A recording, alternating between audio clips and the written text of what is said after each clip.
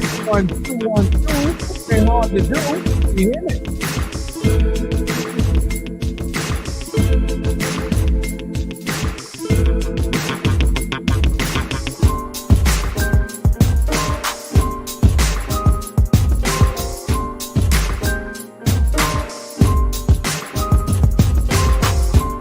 Muffled? Dang.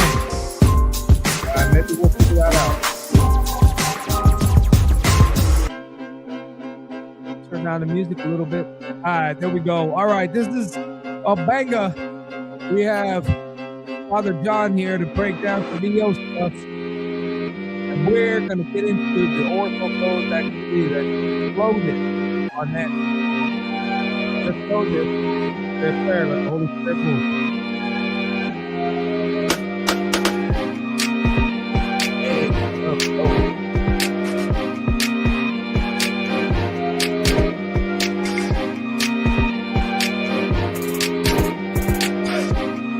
Welcome to the Truth Cartel.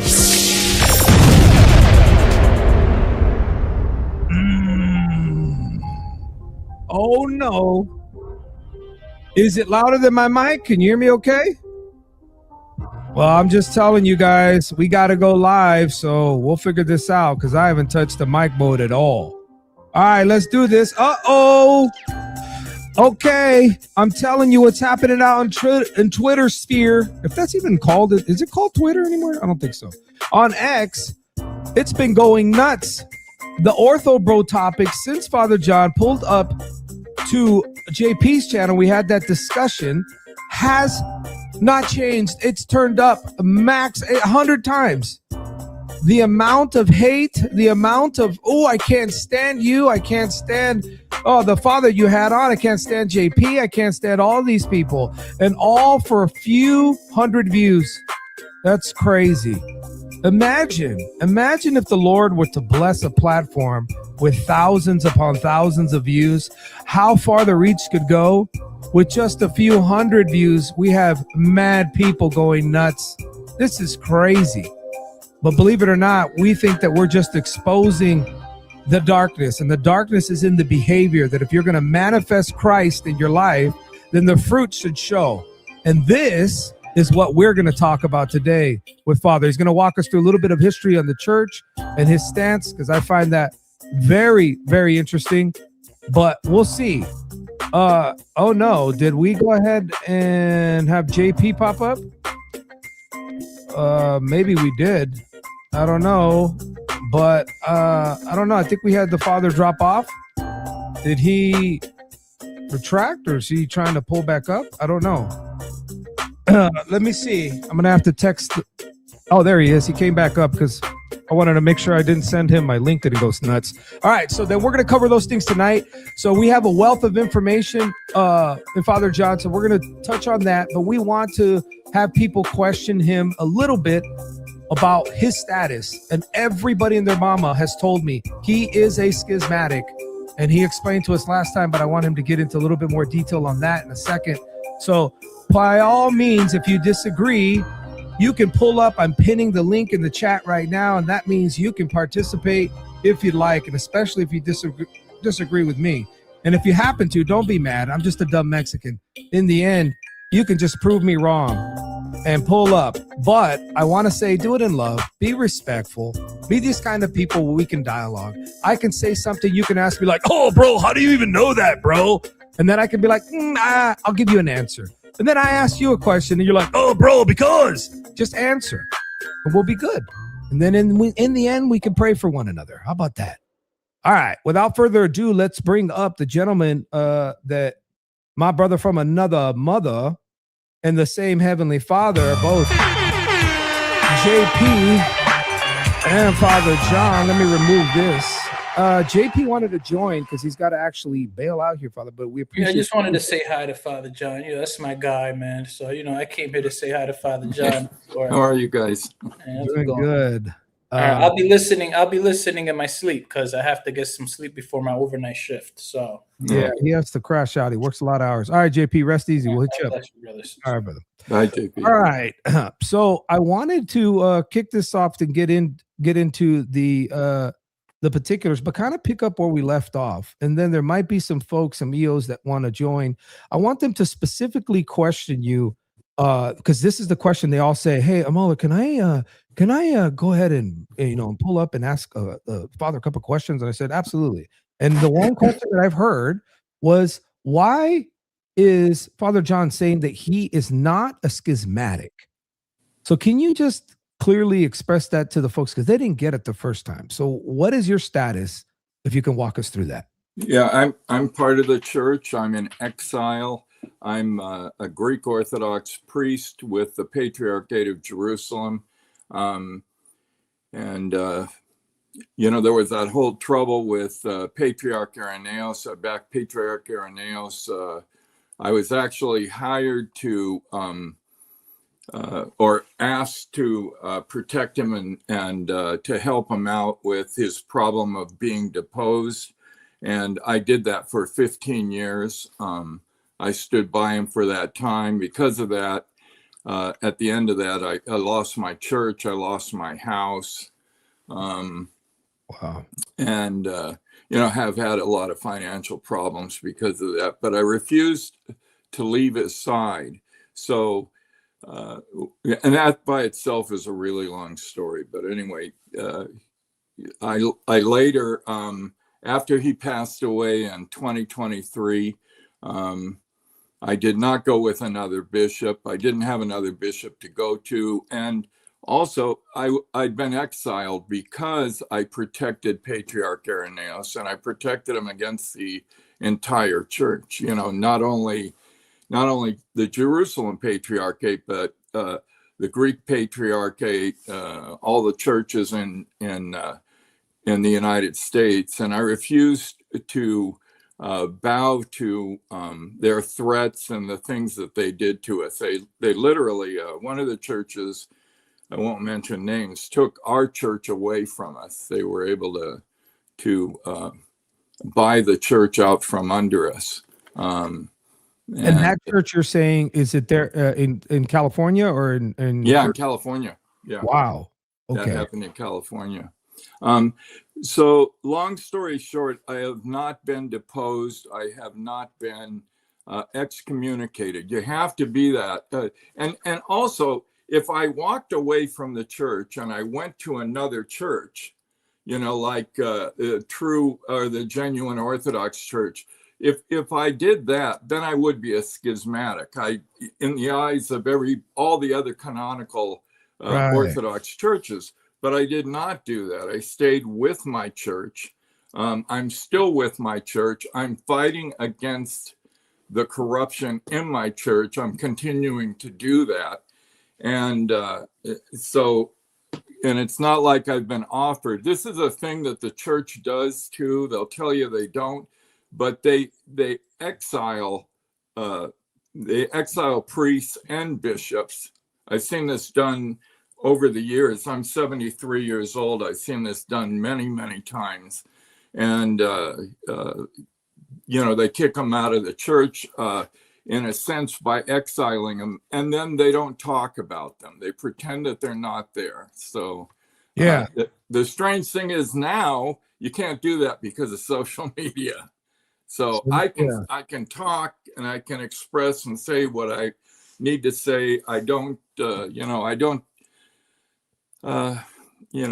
go after individuals in the sense of the patriarchy of the church. I don't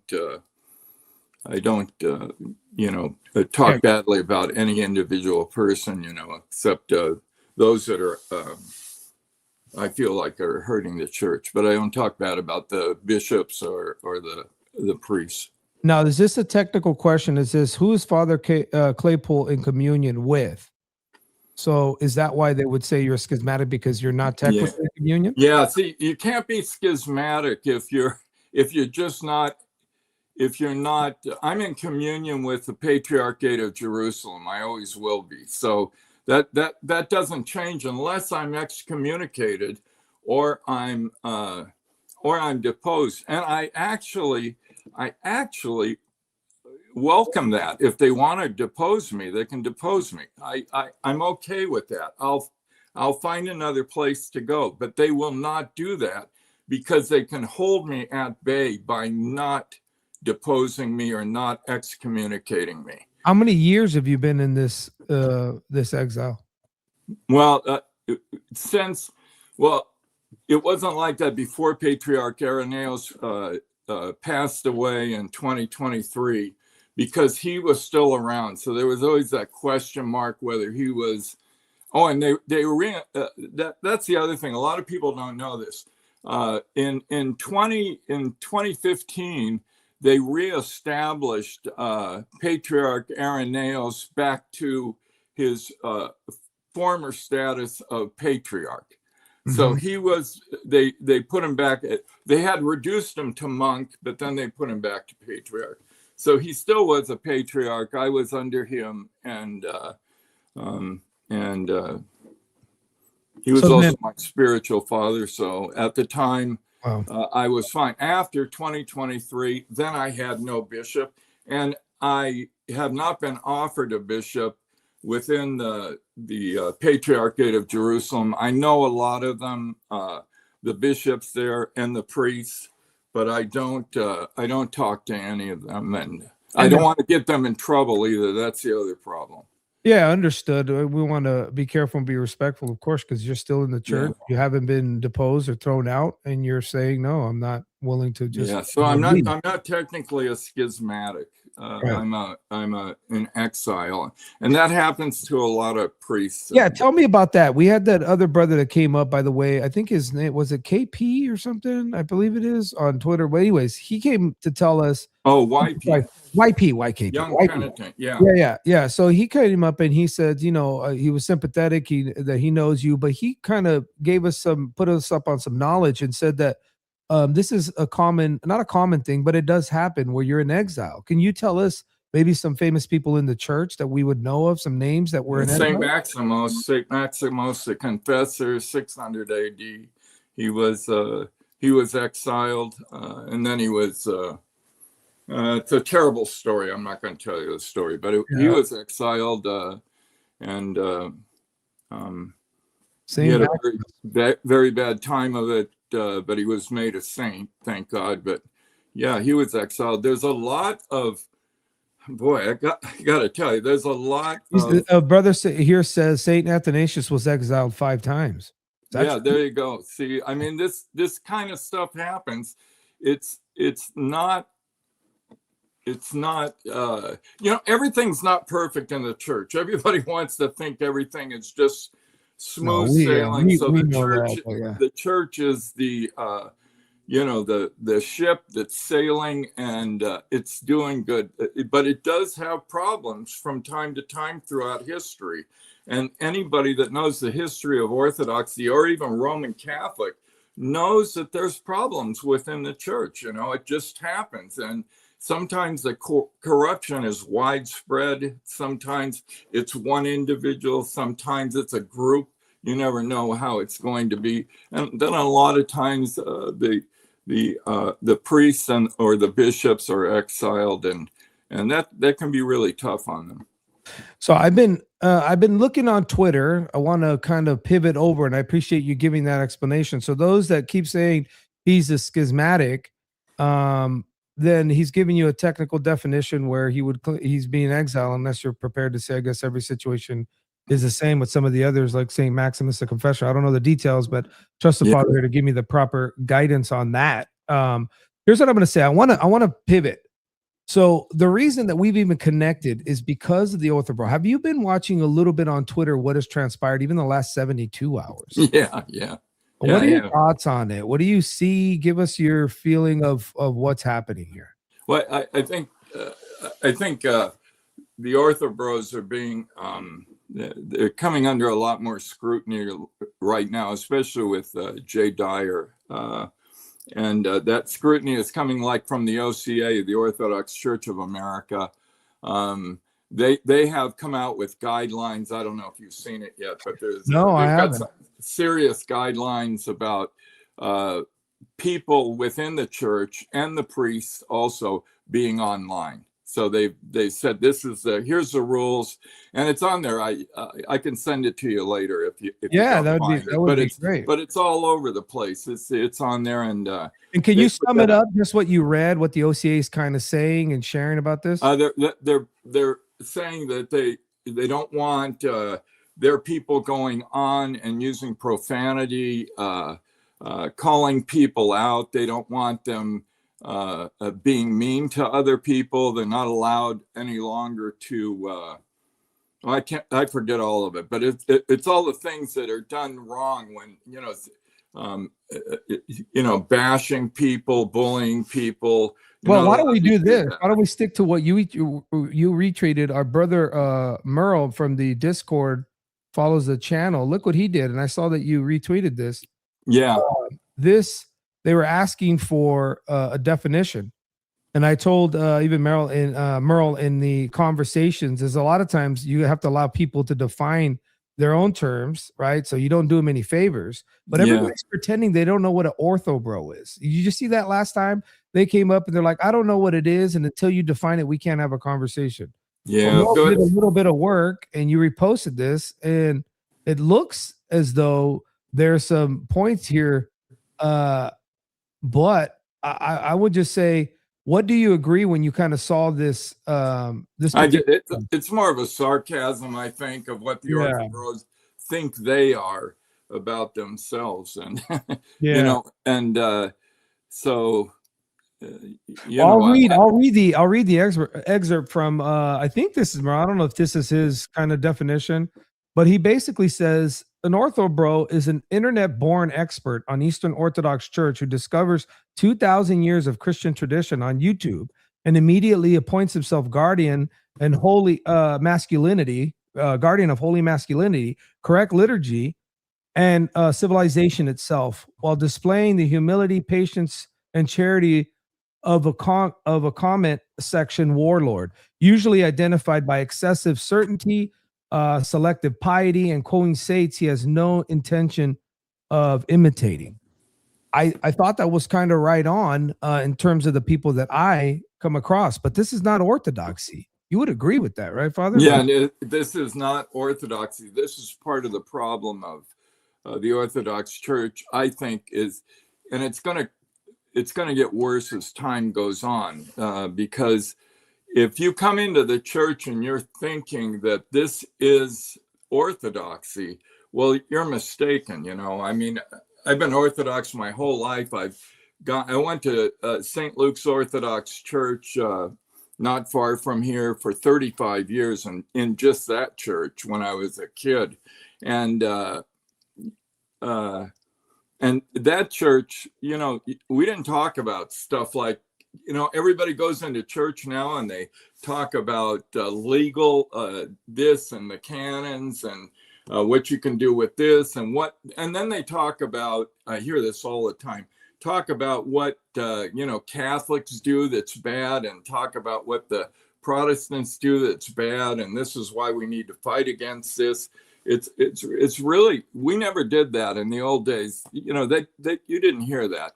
Nobody talked about stuff like that. We didn't talk about theosis. I mean, theosis is a major topic now. Like, for all of the young people that come into the church that are just starting, they're being taught about theosis. You got to be kidding me. People that are 70, 80 years old, monks that have been, sequestered for 40 years, don't reach theosis. Theosis is not something you get like because you become part. It's like saying, well, I'm born again, so I'm saved completely. I'm going to give you a heads up. I'm not familiar. I think I've seen this father online. He's backstage. Father Joseph, is it Swiden? Are you familiar? Oh, yeah, Father Joseph Swiden. Yeah. Okay. He's backstage here. So I want to see if you're okay, because I wanted to get a couple more questions in and then bring him about, because I'd love to see this conversation. Are you okay with that, John? Mm-hmm. Okay. All right. Yeah. So let's do this. Father Joseph, just if you're in the back there, if you could just hang out there for a moment. I would appreciate it. And then we'll check your mic and everything in a minute. All right, y'all. So like and share the stream because we're having a real dialogue on some of the concerns. And I want to see where these, I call them brothers. I know from their perspective, my way, they hope that I'm brethren, or maybe I come to the church. But for now, that we're going to keep that respectful. That what we're coming together to point out is that there's a movement.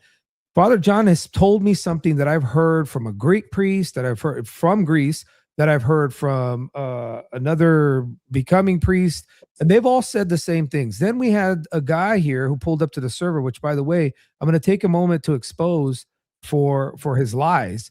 But he says he's handling the catechumens at his particular parish, his church. And he said to me, I want to point something out, okay, Father, and I want to see what you think about this. He told me that he would never, and he instructs his catechumens, do not listen to J. Dyer. That is the common instruction that I've heard, that you're not to really do that, not to get into that, and that it produces really, really a bad look, and it gets you to focus not on the Lord and all. He had a beautiful way to put it, and he's in my Discord, and I said, wow, well, this is consistent with what I've heard. These are Eastern Orthodox brothers here. That's what I think they are. But turns out, you know what he did? He ran off to J. Dyer and pretended as though he was doing us a favor. And I want to point this out because this is the type of behavior that I don't think befits men who are being honest. And I just want to bring this up, Father, because this is my concern. You want me to, to be a person that expresses myself truthfully. I want you to do the same, but this really, really bothers me. Look at this as this particular, I want to show you something. This particular text down here, this guy, Darth, was saying, no, I don't believe in J. Dyer, meaning I don't tell people to listen to him, and he handles the catechumens in his church. He's saying, no, saying, yeah, I don't like it. And, he provides a little bit of things, but other than that, stay away from him. You know what he did? In this comment, he went over here to his daddy Dyer, apparently, and dropped this comment that he was playing good cop, that he was taking it easy, apparently, on us. Now, if I'm wrong in the context of what I'm talking about here, I'd love for Dart to correct me. My point is, I get this two-faced. I get the person who tells me they're against what is happening in this movement. In other words, they don't like the Orthobro activity in my face. And then behind my back, they're essentially a part of the crew. They're on the bandwagon. And then it gets me confused. Can you put into words the sort of damage that you think that this could do, maybe just say in an individual's life, to follow this sort of behavior? Do you think it's detrimental to their salvation? Yeah, if it's new people that are coming into the church and they're looking for a church, they're looking looking into Orthodoxy to see if they want to become Orthodoxy. This isn't good stuff to hear. I mean, even J. Dyer and his techniques and the way he evangelizes or does apologetics isn't good for newcomers to hear that. It's like it makes Orthodoxy look bad. It also makes it look like it's more like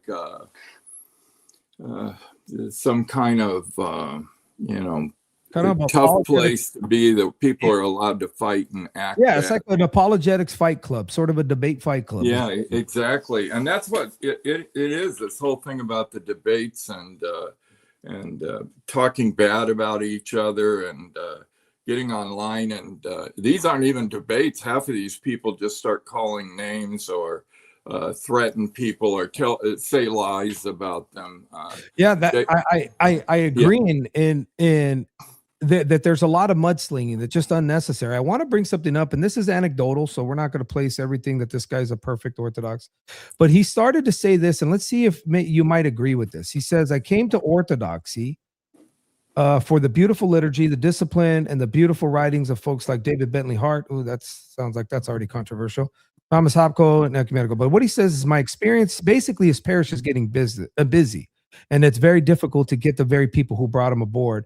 But then he says this: most of my brethren I actually interact with in the church are the other younger adults, mostly converts. I started running the young adult group out of the service, but it's driving me a bit insane. So many of the other converts just want to bash Protestants all day, nerd out about ancient Greek, and opine about the glorious history and righteousness of Orthodoxy.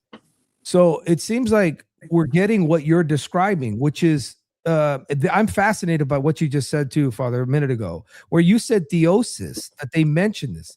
And you're saying is the way you expressed yourself, I really want to dig into that.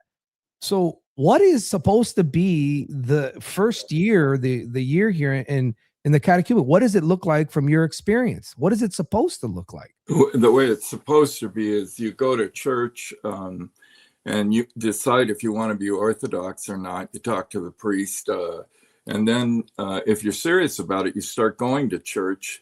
You start going into church and visit whatever church you're close to.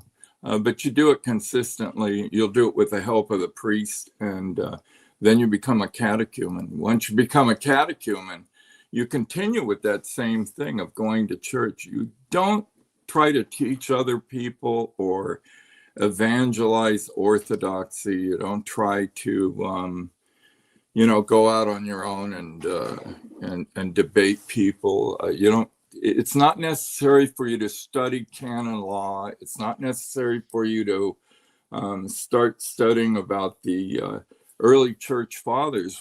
It's good to read about it, but do it at home in the time that you have, and just attend church constantly. And you have to do this over and over and over again. And this is what you have to do every Sunday. You have to go to church, take your family with you, go to church, and then, have coffee, talk to people after church, and then go home, and then pray while you're at home. Do the things you should do, what your priest tells you to do, follow what your priest tells you to do, and then come back the next Sunday and be there the next Sunday.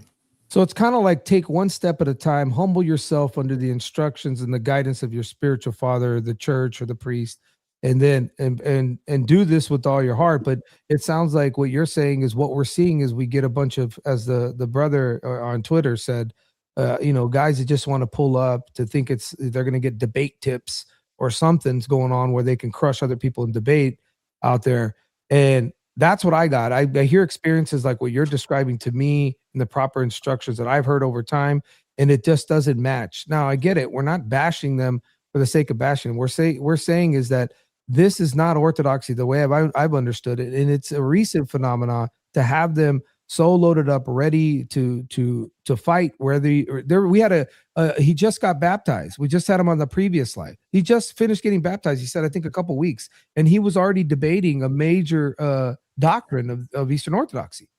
And then I asked him, did your priest give you permission? And he said, well, no, but maybe I'll talk to him about it. And then I said, well, brother, if you want to be an example of your tradition, the first thing you need to do is obey it.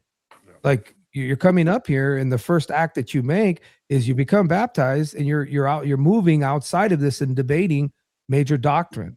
That's my concern. But anyways, I'm going to shut up here because Father Joseph just pulled up here. I don't know any of the background of this. I'd like for you to introduce yourself and then maybe engage here with Father John. I don't know if you know each other. However, go ahead, John. We know each other, yeah. We have a bit of a history. Okay. Let me first off, my name's Father Joseph Swaden.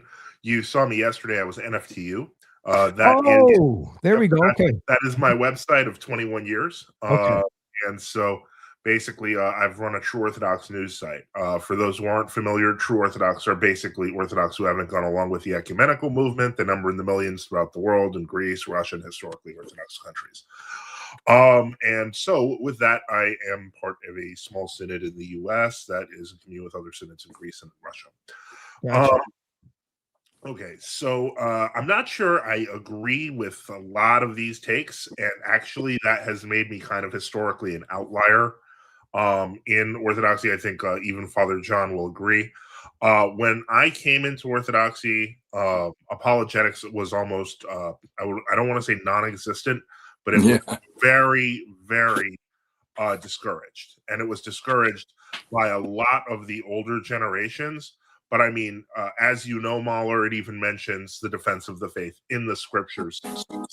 Absolutely. And what I would point out, and this was something that shocked me, which I learned probably about 10 years into being Orthodox, was that one of the major reasons that Orthodox apologetics was not common was because the Soviets in Russia told the official church, the Moscow Patriarchate, that they are not allowed to provide sustained defenses against what is an officially atheist country.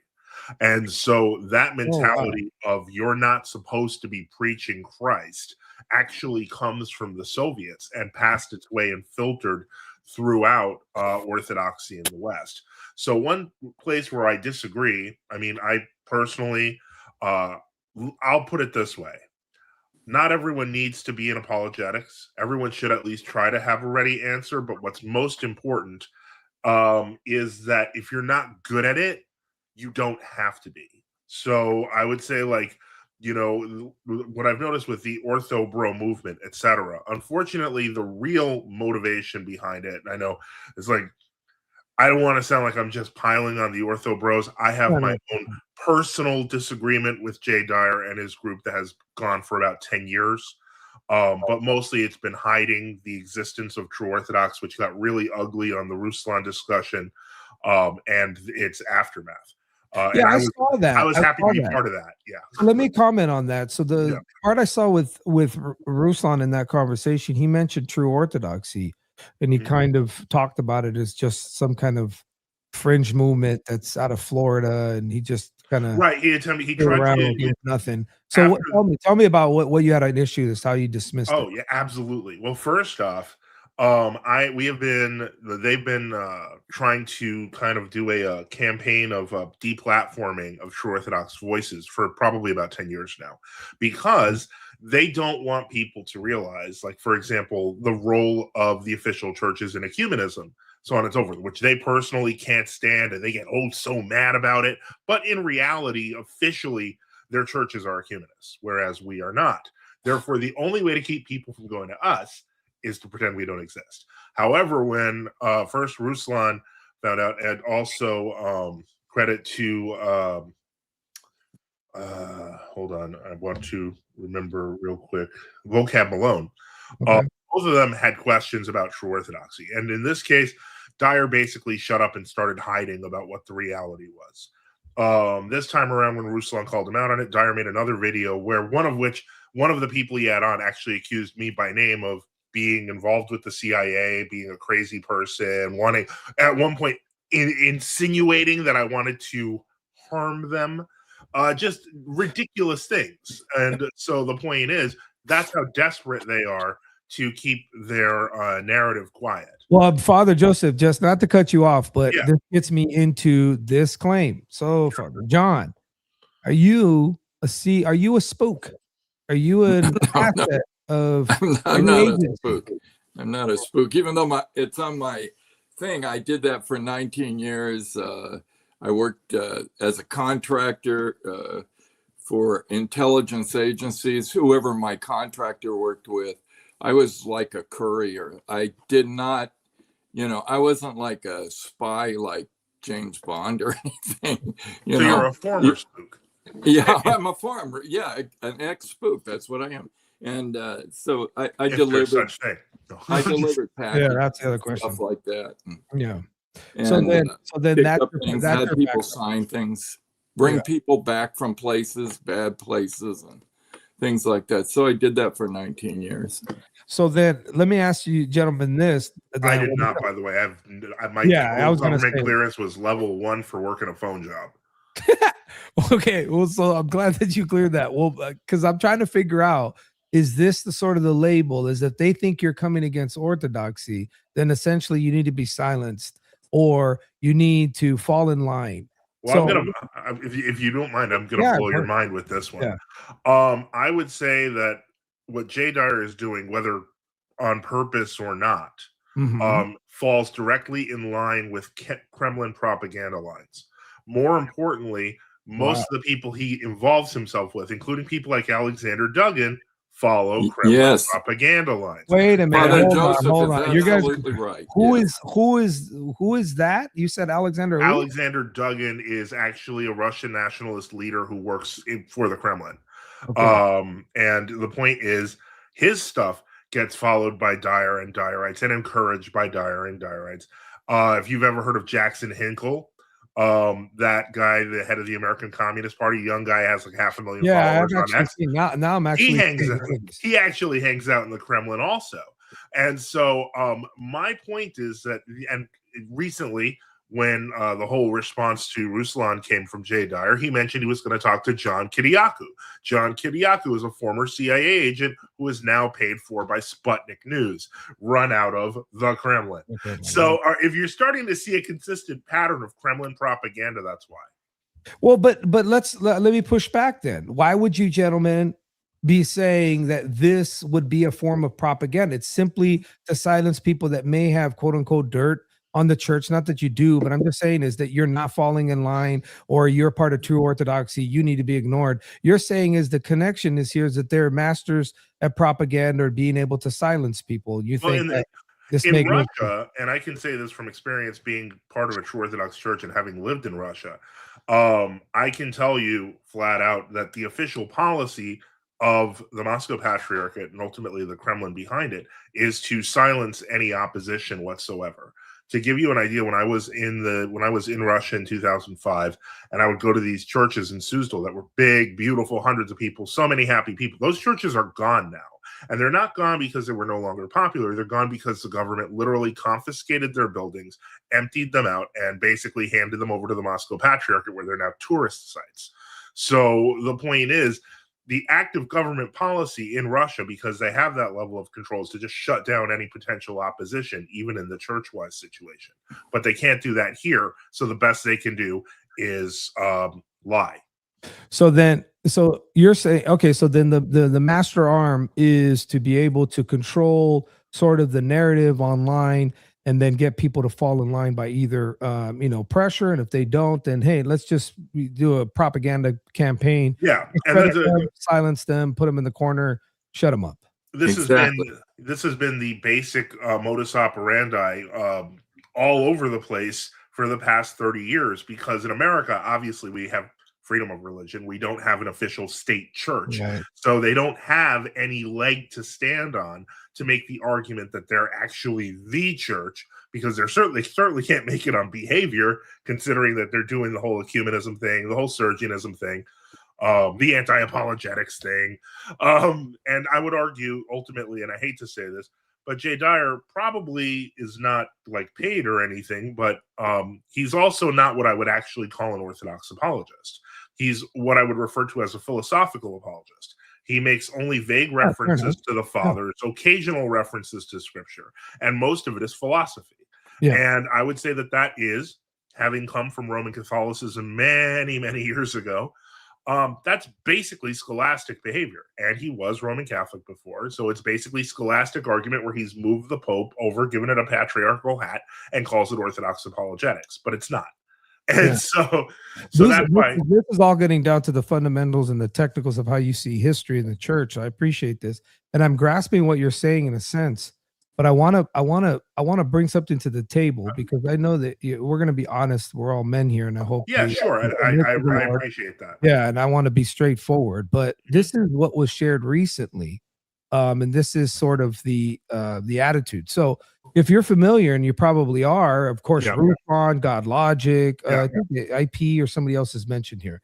Mm-hmm. He's done a lot of co-op ministry. So coming from your standpoint, Father John, is it okay for, let's just say, a church or a member in your church, is it okay for that person that's under you in your church to do, let's say, apologetics? We're not talking about you giving your testimony of you being Eastern Orthodox, but doing these co-op philosophy campaigns or lives with, let's say, Protestants or Catholics, because I've heard a lot of different things on this. Would you suggest that should be happening? That's part of the problem, isn't it? The thing about the apologetics is trying to get these debates, and they get these debates with Protestants and with Roman Catholics and Mormons, sometimes other people. But what they're doing is, if you listen to the debates, they're sort of vicious. They attack each other. And it's not. I mean, I don't understand the whole thing of doing the apologetics in the first place if what you're doing is trying to, you're trying to evangelize these people so that they're interested in Orthodoxy and they come to Orthodoxy. It shouldn't be like it's an MMA fight where we find out who's going to win the thing and then we'll decide to go to that church. See, that's what it is. Well, yeah, I mean, that's the whole point is that Jay Dyer represents blood sport. He does not represent Orthodox apologetics, even though people have confused the two. Right. And reading this post, I mean, this is, first off, because Jay is, as I see it, a surgeonist and not Orthodox, he doesn't have any right to tell other people where to go, because if he did, he would be in the right place himself, which he is not. I will say, I want to disabuse somebody in the chat of a notion that is very common and one that people like Jay spread around. Trinitarian Theosis says Father Swaden did not need to go independent. He could have gone to any of the other churches. He could have applied to Constantinople. Yeah, that right there. To be very clear, I don't want to be under Constantinople. All right. Constantinople is ecumenist, and therefore I want nothing to do with it. I want to get into this exactly to the point, because either of you, I know that you'll make the argument, even I guess maybe Father John being in his exile. I want to get your personal perspective of this ecumenist, because I'll be honest with you, I think that this is where everything lies for the truth of the true orthodoxy, if we're going to claim that. Let me read this for the chat if they haven't read it just a little bit. This is Jay Dyer said, I don't care what any evangelicals otherwise think about me calling out God logic. If the channel he runs through proxies are boosting anti-orthodox attacks and propping up the worst, JP and Mahler, that's an attack on orthodoxy. And Avery is responsible since it's his official clips channel. AI don't care if he's friends with whoever. Christianity isn't a cool online club based on who is nice. It is literally the Orthodox Church. You can't do Christ without his church. And what goes for anyone in the made-up online anti-Islamianity sphere. That's what he calls it. He calls out these people by name. I think that he was trying, I don't know, Ridvan. I don't know who that is. Well, Ridvan is an apostate prophet. Okay. Skamoon, which is, I guess, Sam Shamoon, God Logic, Rusan IP. All right. So I'm going to ask the question straight up. Okay. So either one of you, if Jay Dyer's in your church, are you telling him to pull up to sit next to God Logic to try to tell other Muslims to come to the Lord Jesus Christ? Is that something, Father John, that you would say, Jay, you should do if he was in your church? About Muslims? Yeah, or just in general, because remember, he's doing a co-op ministry with a Protestant, right? An evangelical on his platform. And not only that, he's requesting to go on these platforms to do apologetics with them against others, right? Well, I don't know if you've noticed, but every single one of the people he calls out have more followers than him. Exactly. Yeah, that's really true. Well, let's put that aside, though. So, Father John, if I told you, hey, this is Jay, and Jay's in your parish, or you're overseeing him, you're a spiritual father, whatever it may be, and he tells you, hey, this is what I'm doing. See, what I'm doing is I'm going to IP's channel, I'm going to God Logic channel, I'm going to David Wood. These guys are Protestants. What I'm doing is I'm helping them do some attacks against Islam. And I'm also, agreeing with them that we believe in the same God, in other words, Trinity, and so on and so forth. Do you think that you would be comfortable sanctioning that, or saying that that's okay, considering that it is co-oping with a Protestant? These are all Protestants. No, myself, I wouldn't allow Jay Dyer to do what he does. I tell him, you can come to my church, but you got to stop this online thing. You can't. And he talks, I got to tell you, I've got screenshots of him saying the most horrific things to people, and I mean, not Christian at all. I mean, I don't know anybody that talks a lot like he does. He gets so angry with people. He calls them out. He cusses at them. He screams obscenities, and it says horrible things. There was one gentleman back there, he was talking about his wife, bad things about his wife. I couldn't even believe he said that. No, I wouldn't allow him to do that, or anybody else. Jay Dyer boasts of the fact he's been Orthodox 10 years. Well, Father Joseph would tell you 10 years is nothing to be Orthodox. Well, that's the other thing I want to lean like a into. Kid, Yeah, that's what I want to lean into, because it's tied to this experience of Theosis. Before we get to that, Father Joseph, what do you, if he's in your parish, under your tutelage, He would never be under me. He hates my guts, but I get it. In theory, what I would tell him was that he really needs to bone up more on the Holy Fathers before he opens his mouth, because I'm going to be honest. I have been doing online apologetics and stuff like that since I was a catechumen, and that's 26 years ago. And the point is, people resented me for it. I got literally, especially when I was young, I got a lot of grief for it. So in that sense, I sympathize with people who might have a natural talent to defend the faith. But there's a difference between defending the faith and creating a cult based on how badly you treat another person. There has to be some space in Christian discourse for the Christian part. Yeah. And the point is, I have no problem with being direct, but I do have a problem with being damaging. And I do have a problem with being self-serving. And that's really what I see this quote-unquote ministry as being. And Father John, do you see it as you've mentioned this before? Are we using the cultish word in terms of? Yeah, I think Jay Dyer has a little. He doesn't. If you ask him, he's going to say no. But yeah, it is a bit of a cult because Jay Dyer says, "Oh, this guy's schismatic," or "This guy's just like Ridvan."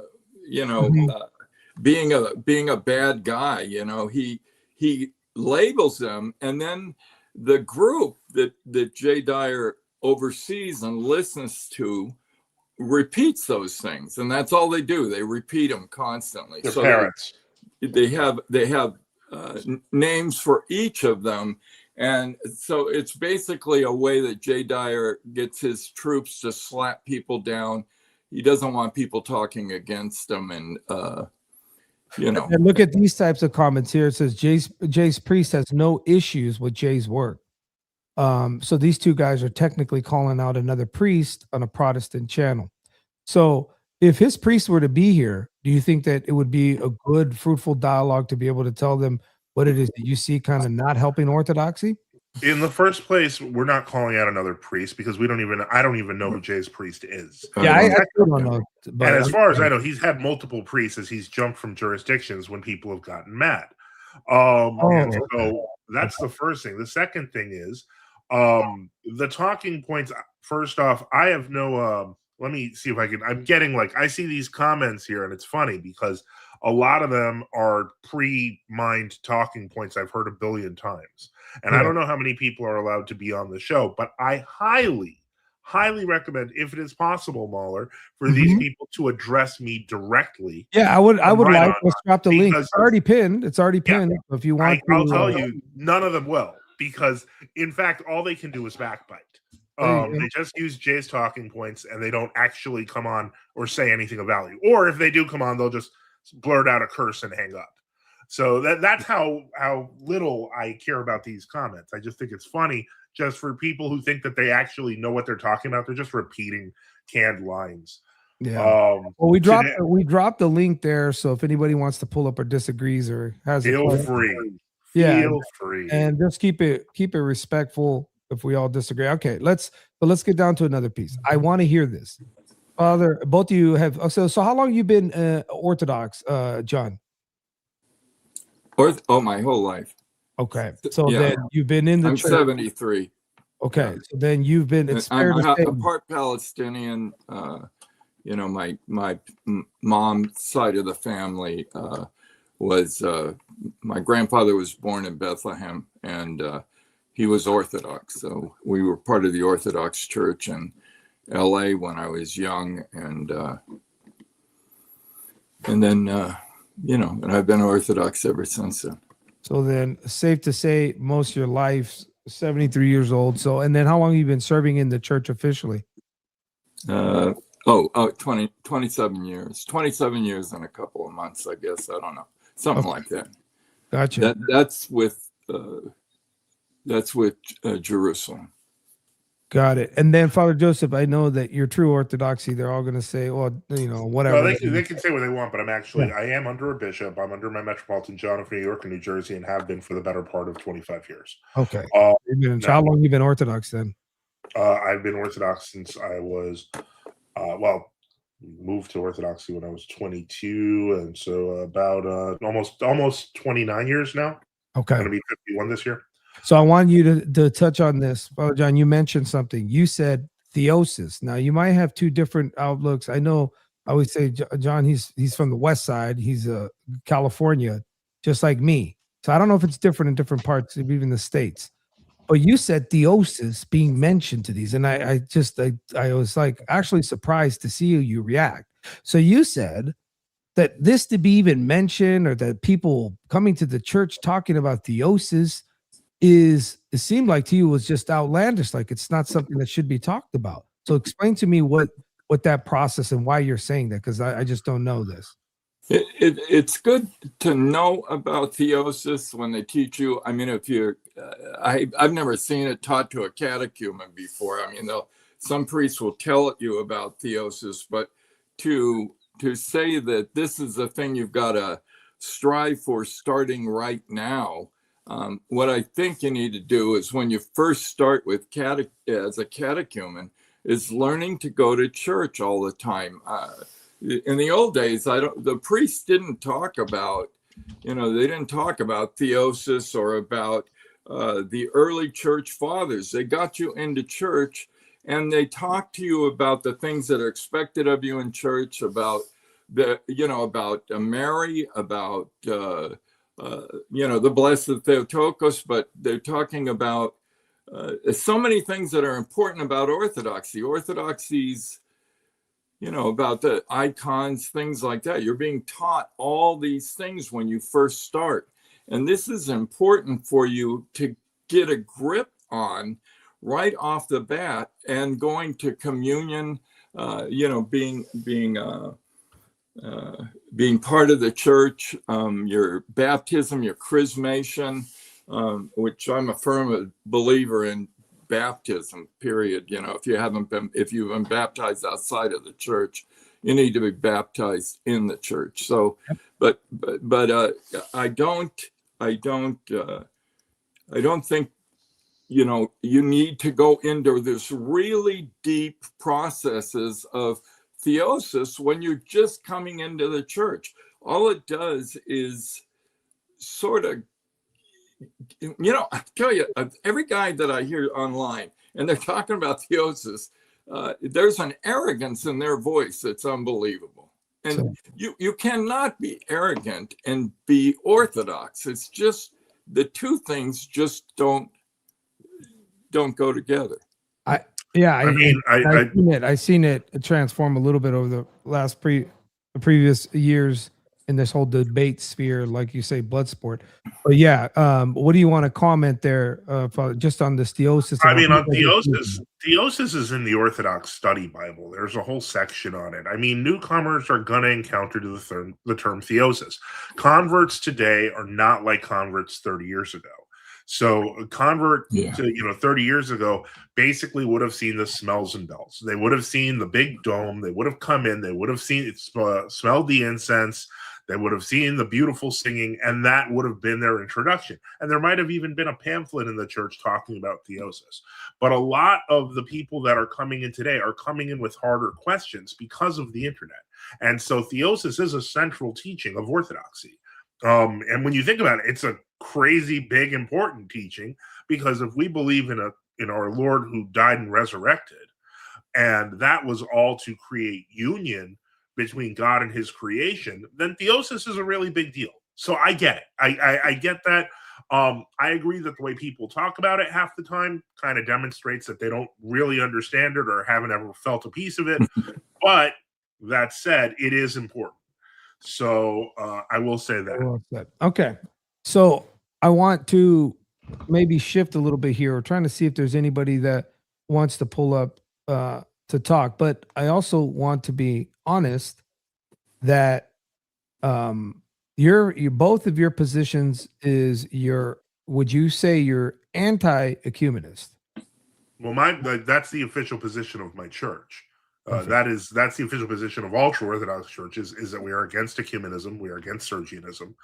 So, like wherever I go, whether I go to Moscow, Please define that. Is that just a movement? Sergianism is a heretical movement that is about submitting the church to the servants of Antichrist. It's specifically referencing Metropolitan Sergius Stragadorsky, who made a declaration in 1927 of pure loyalty to the Soviet state. And then that eventually became the formation of the Moscow Patriarchate under the hand of Stalin in 1943. So the Moscow Patriarchate, as it stands now officially, is in fact a government, or was a government body, and remains. In Russia, they still call it the last arm of the Soviet Union. And are they, so then they are the sort of the inception, or the official government arm at that point of ecumenism? Well, of Sergianism, and but they are ecumenists also. So, for example, while they attack and seize the buildings of the true Orthodox, they're handing them off to Nestorians, Monophysites, etc. And so, on the one hand, this is the grand joke of the whole thing, that they despise. Yeah, I've heard this. This is crazy. Now that I'm thinking about it. Well, when you think about it, yeah, they're ecumenists, so they want to be super friendly with every flavor of non-believer, every flavor of heresy, and even every flavor of non-Christian. But then when it comes to the true Orthodox, they display a fury and an anger that is unparalleled, simply for existing. Yeah. I don't know if I could say this. Obviously, we're witnessing a little bit of this in the drop of the Orthobros. I mean, I just think this is more pride than anything. I don't know if it's deep-rooted hate for others, but that's what it is. All right, so we got somebody in the back. Oh, well, he just left. Calix, you said he's here. I was going to pull you up. I don't know if you had a question. If not, you can type it in the chat. Somebody had a question here. It says, Mahler, can you ask Father Joseph, Father John, it's a part of the world orthodoxy in a similar way? Father Peter here was until he joined the Romanians. I would super chat, but there's no option to. No, it's all good. I understand the nature of the question. I don't know, because I don't actually know what Father John's ecclesiastical status is. Basically, what he's asking is this, because for about 5 years, Father Peter Heers did not have a bishop. And so he was kind of floating around.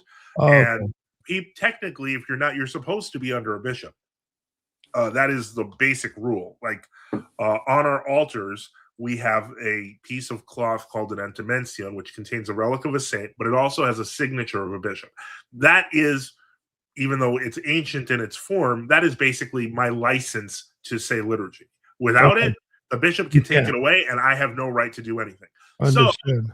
So the whole point is you can't operate without a bishop. It's just that simple. Gotcha. So I guess Sean's question is basically, what is Father John? The reason I ask is because the proper Father Peter Heers, but they call Father John a schismatic. So what's the difference between their statuses? Is what you're go ahead. Well, the big difference is very recently a change, and what I mean by that is that Father Peter Heers was only received into the New Calendar Romanians about 3 weeks ago.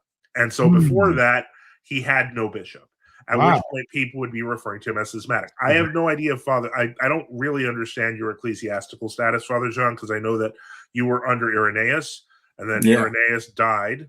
I don't know, did anyone from Theophilus reach out to you? Are you still part of the Jerusalem Patriarchate? Are you operating lone wolf, basically? Yeah, I'm not operating at all, Father. I'm just with my family and sort of by myself. I've been really exiled. I've written to them a number of times, talked to them. Some of the priests there, then the priests get in trouble if I talk to them. And sometimes it's terrible, this stuff that I hear. And but they completely ignore me, which is really annoying to me, because I'd like to hear something, or be deposed, or be excommunicated. Now, are you serving? Huh? Are you serving? I serve communion to my kids on the. I have the antimension of Patriarch Irenaeus. Okay, so.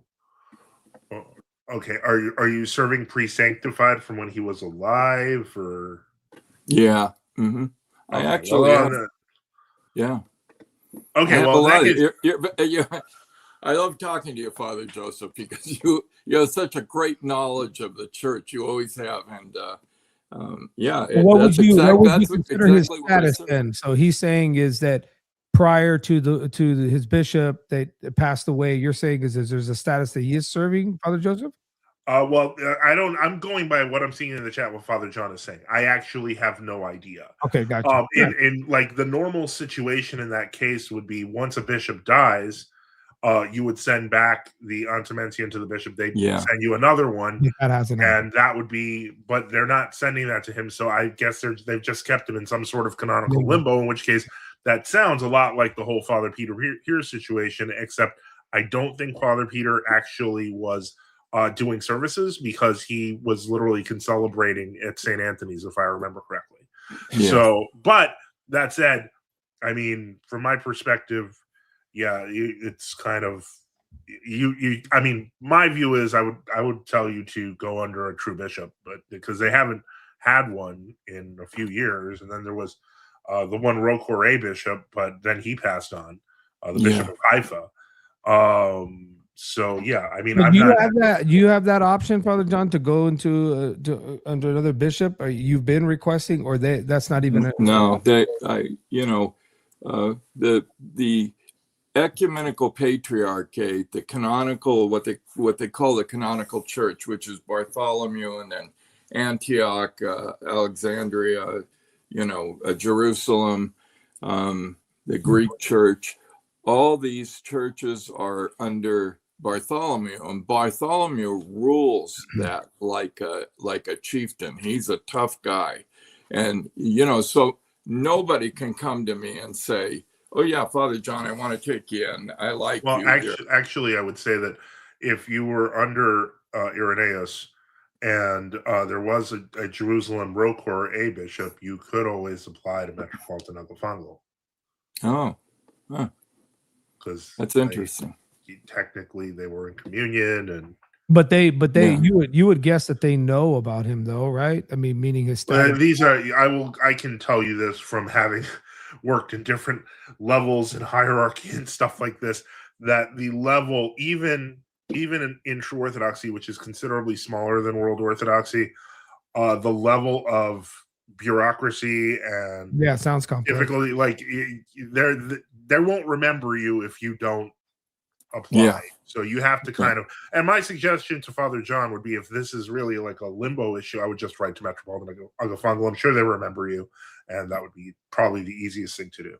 All right, I'll try that. I'll see what happens. Yeah, that's a great idea. Thank you. No problem. But in this conversation, we're having folks talk about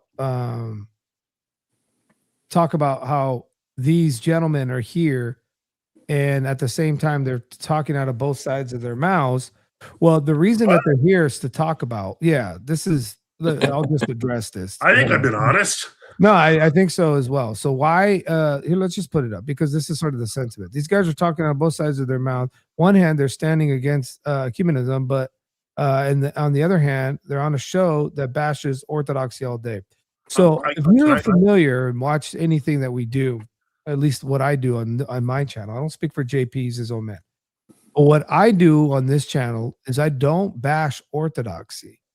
The recent, I called it Orthobro, is I said this is going against those who are aggressive towards the other Protestants. So I gave you an example. We showed Jay Dyer. He says these evangelicals, these quote unquote Christians, that he shared the spotlight and stage, and they had more followers than him, as Father Joseph pointed out. He goes on those shows and then comes off and is aggressive and says pretty much, you guys are cooked. You're not Christians in that sense, and you should shut down your work and your channel, because anti-Islamianity, or whatever he calls it, is not, being a Christian. So I want to just address this in terms of a comment. So that's why they're here. But I'd like to address this comment. Yeah.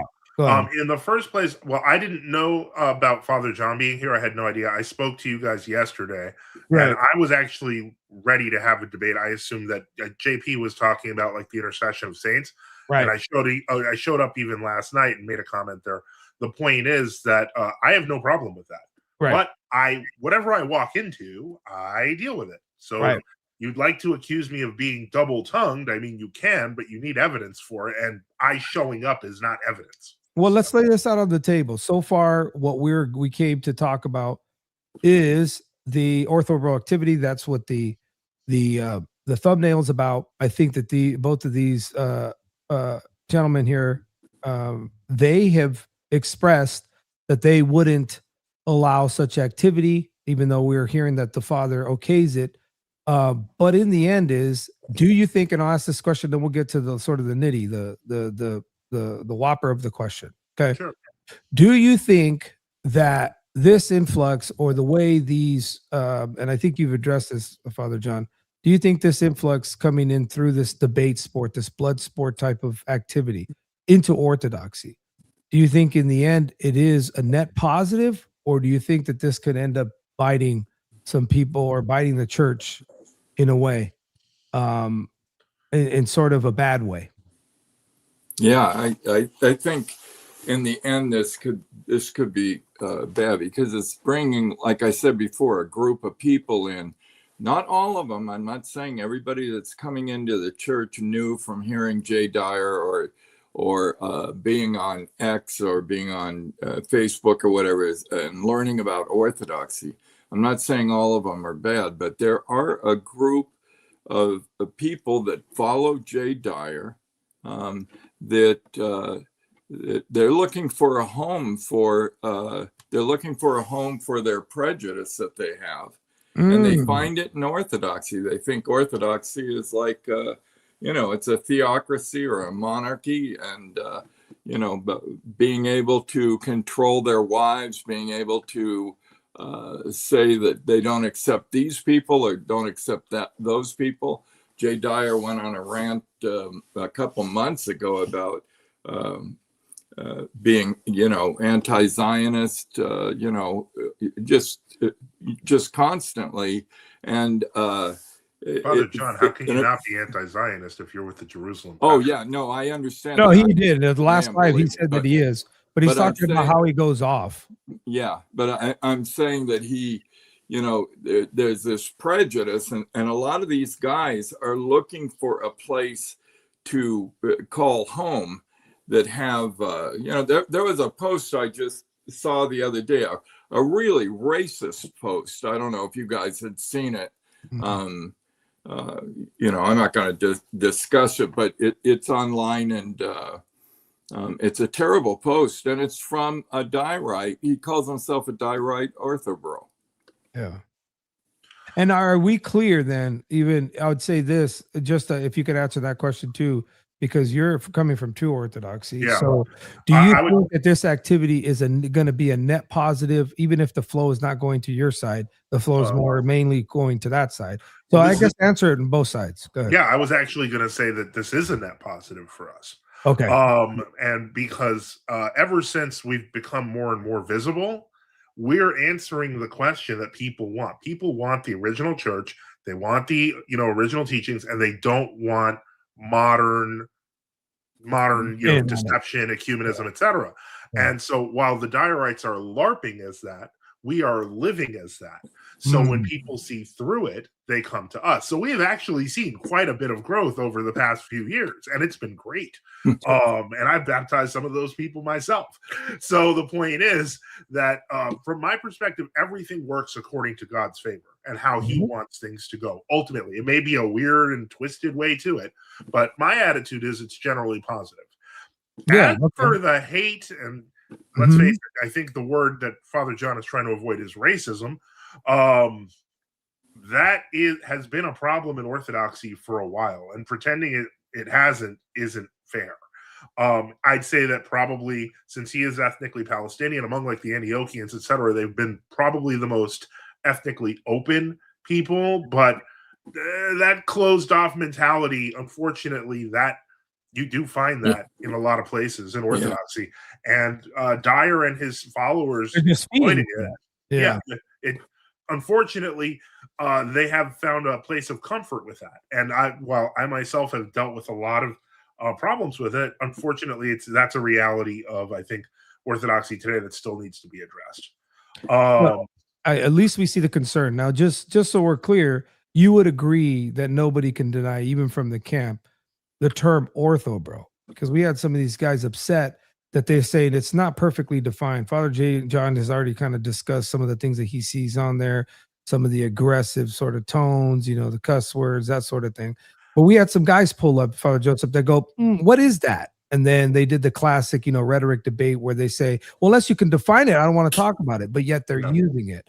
So what are your thoughts on that word? What do you know it to be, if you can, Well, maybe the way I define it is that generally it works within those circles. It works within Jay Dyer or other people who have broken off or are underlings to Jay Dyer, that they all kind of follow this one thing. I often call it apologetics Inc., because there's even some sectors that are almost Roman Catholic or Protestant and Orthodox adjacent. And I put Orthodox in quotes because, again, this is all.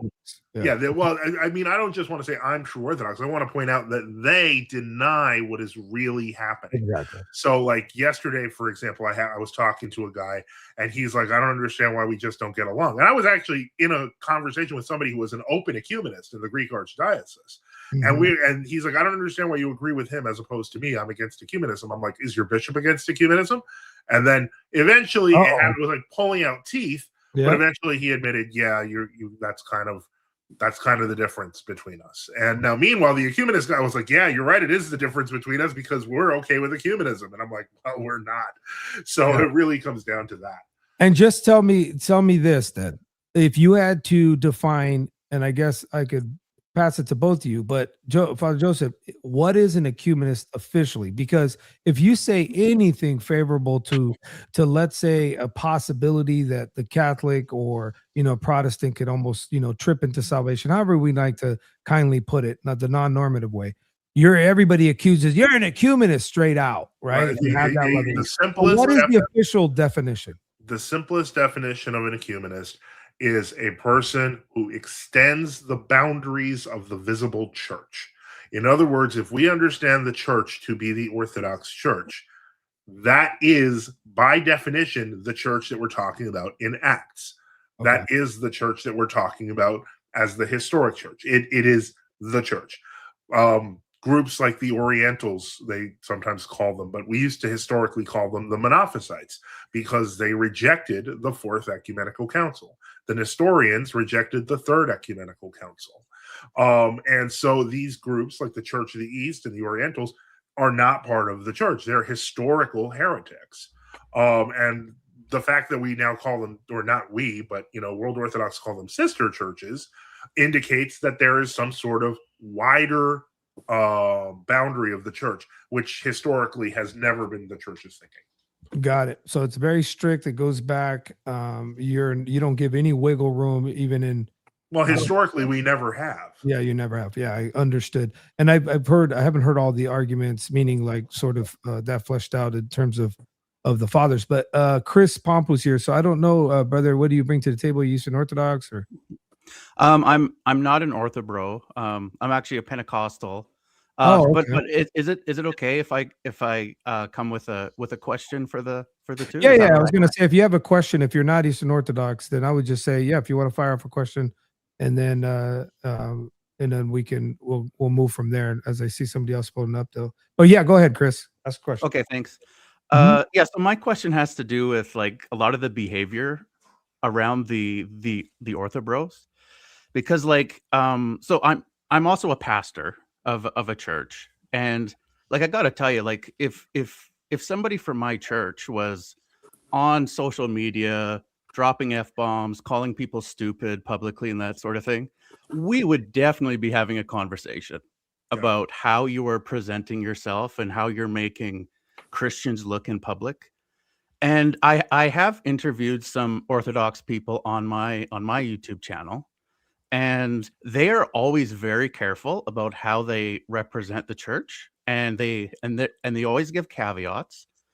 Usually something like, I might be wrong about this, so go and talk to an Orthodox priest. If they're not totally sure, they do that, and they're very respectful of the church.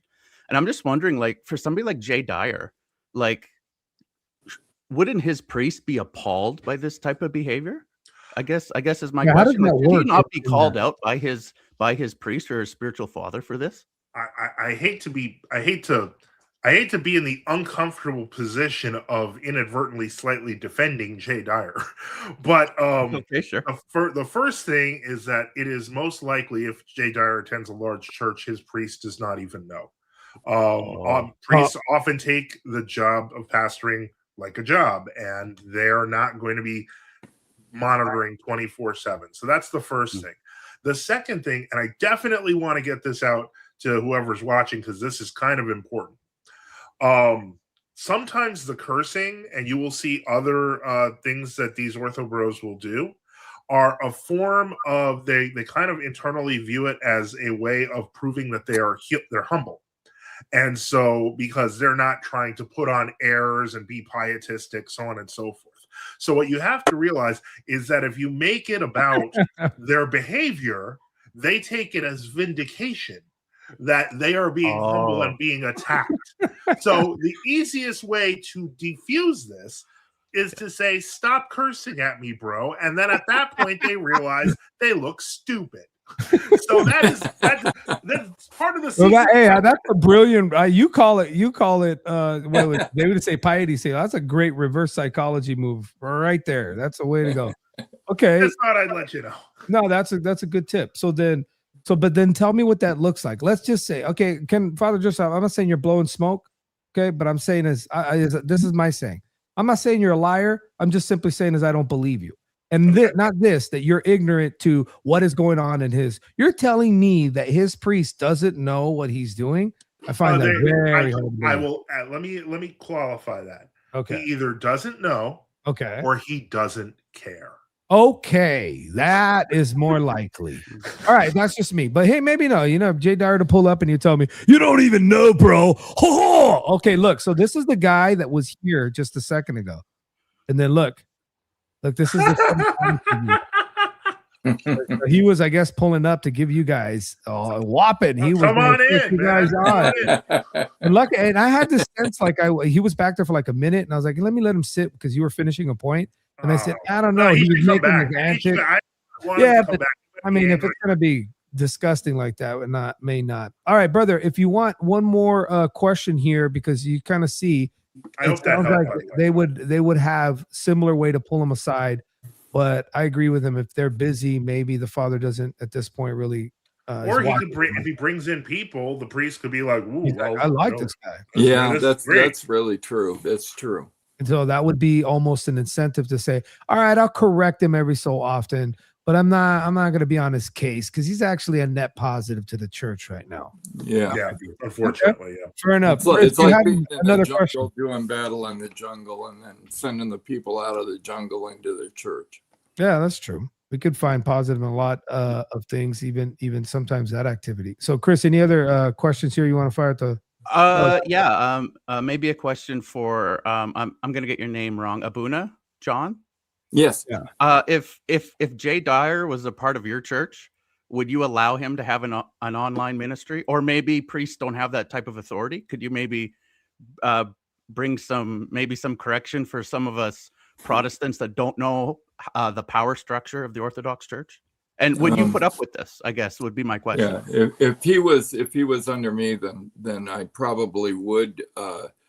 I'd let him be online, but he wouldn't be able to talk the way he talks, and I'd be watching him really carefully. I wouldn't let him, again he goes through these rants and he's insulting to people, and so I wouldn't let him do that part, but I would really watch what he's doing, and pay close attention to it if I did allow him on there. And what if it was a situation where you see more converts coming in? Would that, I mean, not that you would be chasing the convert clout, but would you stop and say, hey, even if you are bringing folks in, you would want to make sure that they're coming in with the right attitude if he is indeed bringing them in, right? Right. That's really important too, because I've talked to some of the people from the parishes that I know, and I know one of them, a friend of mine from the East Coast, told me that one of the newcomers coming into the church actually got into a fist fight with one of the with one of the people that have been there for years, over something on the patio, I guess they were talking about. But so that's the other part, what are the people that are coming into the church, and how they affect the other members of the church. That's really a tough thing. I can't imagine it because I haven't been through it. Right.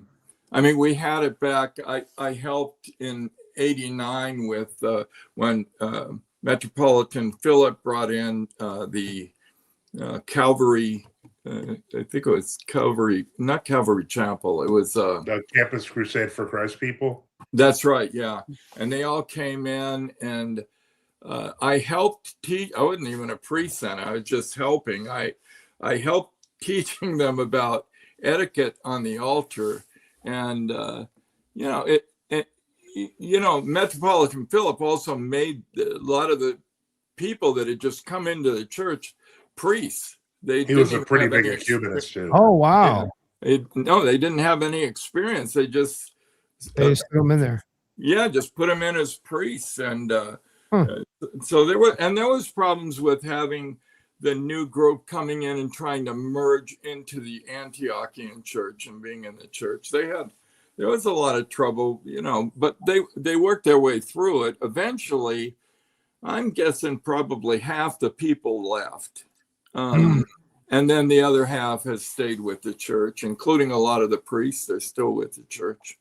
Well, I will say, to be fair, although Father John is correct on that historically, and he obviously experienced part of that. That particular group had spent about 7 to 10 years, if I remember correctly, doing things like the Liturgy of St. John Chrysostom by themselves. So in terms of formal practice, they had some of that already. So they weren't just going blind. That is true. I just thought I'd put that out there. So not that I'm saying it was right, but still it was a little better than that. All right, we're going to do something brave. Apparently, pull up the demonic activity that was in the chat. This is Calix, so prepare yourselves. Okay. All right. What's up, Calix?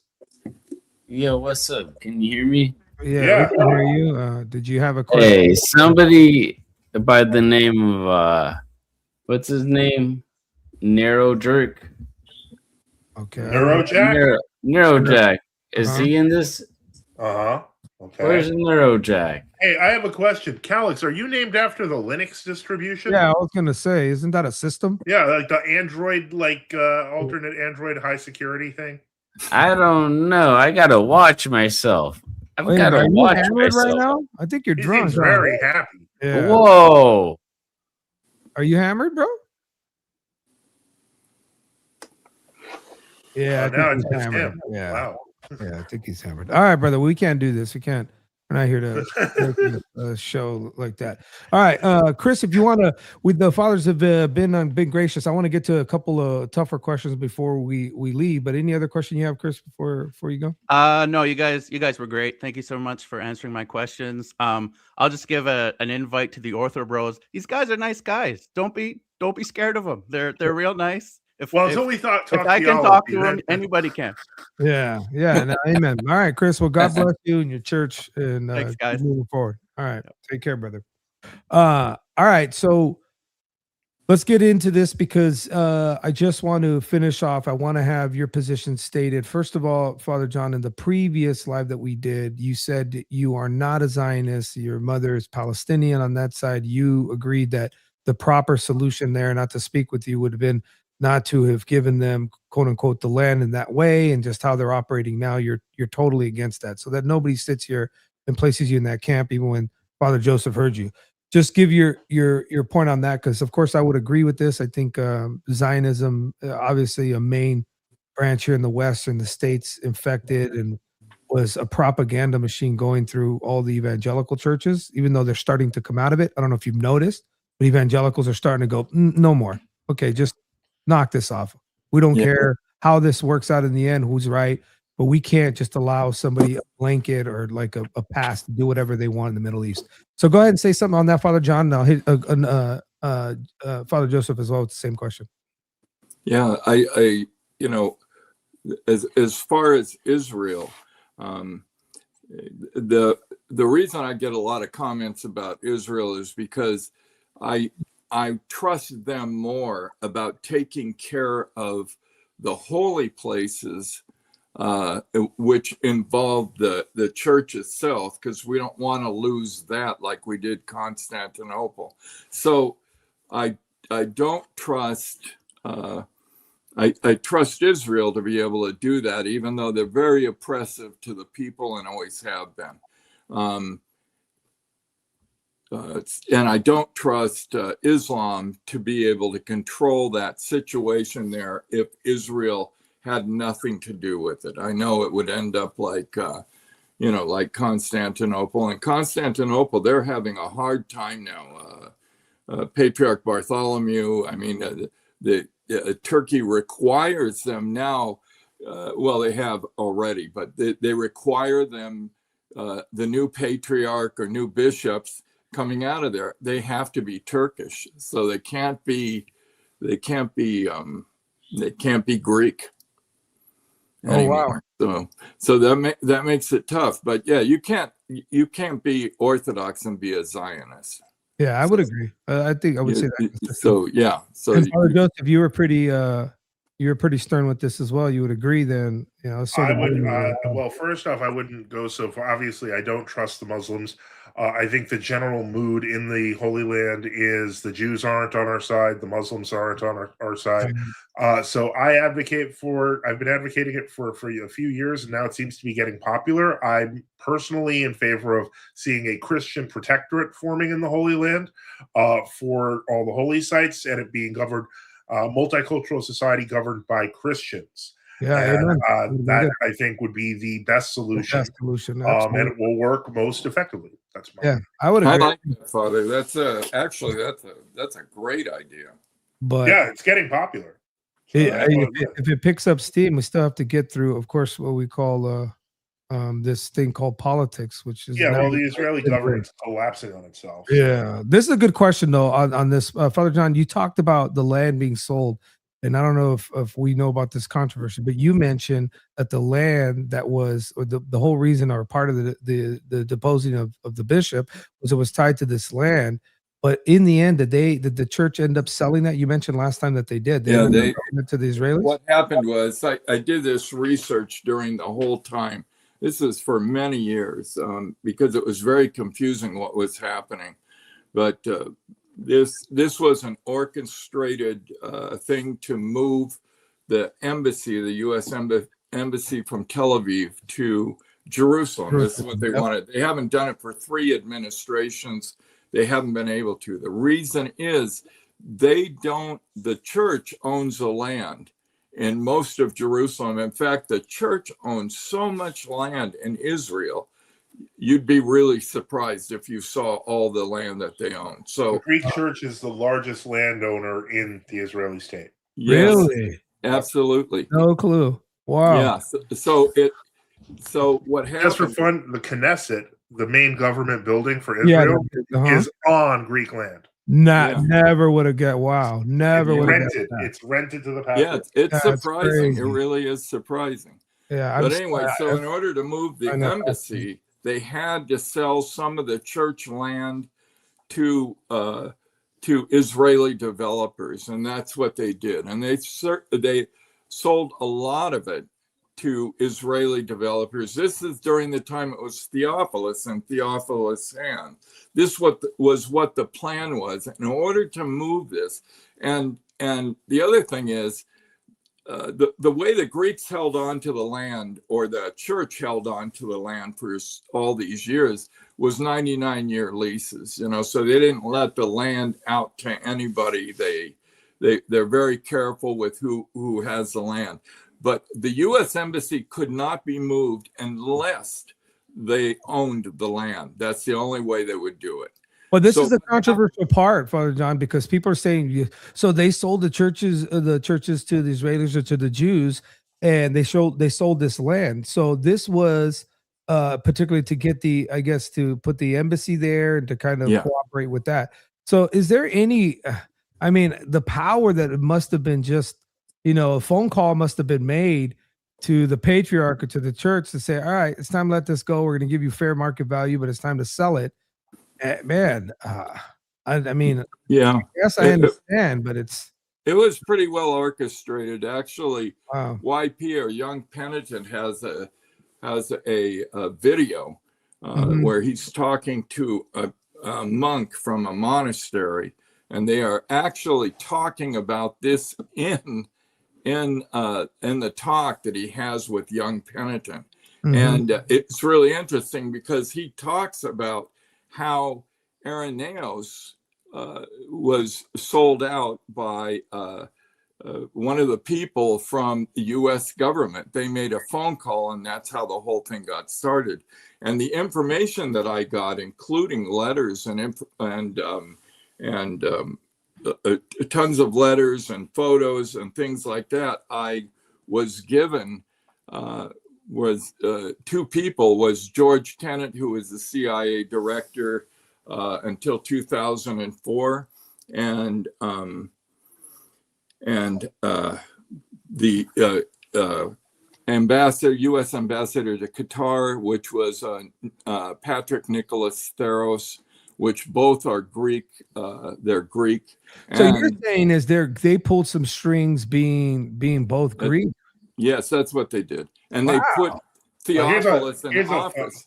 Fun fact: Patrick Theophilus is actually George Tenet's nephew. No way. Really? Yeah. I didn't. No way. I'm not saying the father's lying. I'm just saying I don't believe him. Yo, fact check that, chat. Get up. Wow. No, that's crazy. I don't even want to. I did not know. All right, the whole thing is just blew my mind. You just have the high info ground. Like, what are we talking about? All right, so then let's get into this because you gentlemen have been more than charitable with your time, and I appreciate you coming by. But let's end this on, let's say, a realist note, but also a positive note. And you don't have to pull any punches. I understand your position, but right now, as let's say a evangelical that I am, or let's say a Catholic, according to you gentlemen being anti-ecumenist, right? And I know you explain the differences and the variants. I want to ask you the direct question: am I a person that's in Christ according to your opinion? I've been baptized, Father, Son, Holy Spirit, when I was 15 in a Baptist church. And, of course, my walk hasn't been great. And, last 8 or 9 years, I came back to the Lord. So, and I've been trying to serve him faithfully. Of course, I don't take the Eucharist in the form you do, and I take communion and church and that sort of thing. But I want you to be direct from your positions, because this is what this is all about. I'm not interested in debating people on all these obscure doctrines. I'm interested that if people are going to be hostile to others and tell people you shouldn't be online, we run this, and Orthodox are the only ones going to heaven. I would like to hear that if you gentlemen feel a certain way, that you can either speak to me charitably or straight and tell me whether you think that I'm in Christ according to the authority that maybe your church is given or you don't have now. Father John, if you can go first, what is my status as far as you can? Well, that's above my pay grade, Mueller. I would never say what your status is as far as your God and everything like that. So I'm not going to say that about an individual. I'd never do that. I will say that that you have to receive Christ's body and blood. The only place you're going to get that is from the Orthodox Church, and you have to. And maybe at some time, the Orthodox Church and the Roman Catholic Church will come together, but I don't really believe that that's true. And also, I'm very strict about how I believe we should be doing things. And the way the church is moving today, the Canonical Church is moving, is farther away from what it's ever been. I've heard Patriarch Bartholomew and Archbishop Petaphoros say some really terrible things about there's many paths to God. Yeah. So meaning. And then would you also say the same thing in terms of the Catholics as well? So their sacraments are not valid, and therefore you would have to say they're not in Christ then? You know, I have to say, I'm going to say this way, in a very legal way. I'm going to say that, no, their sacraments aren't valid as far as I know the law of the church, but that does not mean that I know how the Holy Spirit moves. And do I see the Roman Catholic Church? Remember, we have to remember the body of the church are the people. They are not, all of the, the infrastructure, the things that move the church. It is the people. So where two or more are gathered, I believe Christ is there, even if you're not Orthodox. So I'm not condemning anybody at all. I'm not doing that. I refuse to do that kind of stuff. I don't have a right to do that. No, I understand. I think you're being a little bit more charitable. I don't know about Father Joseph, might be a little bit more strict. Go ahead. All right. Well, I'll put it like this. First off, God is God over all. The Holy Spirit, gives life everywhere.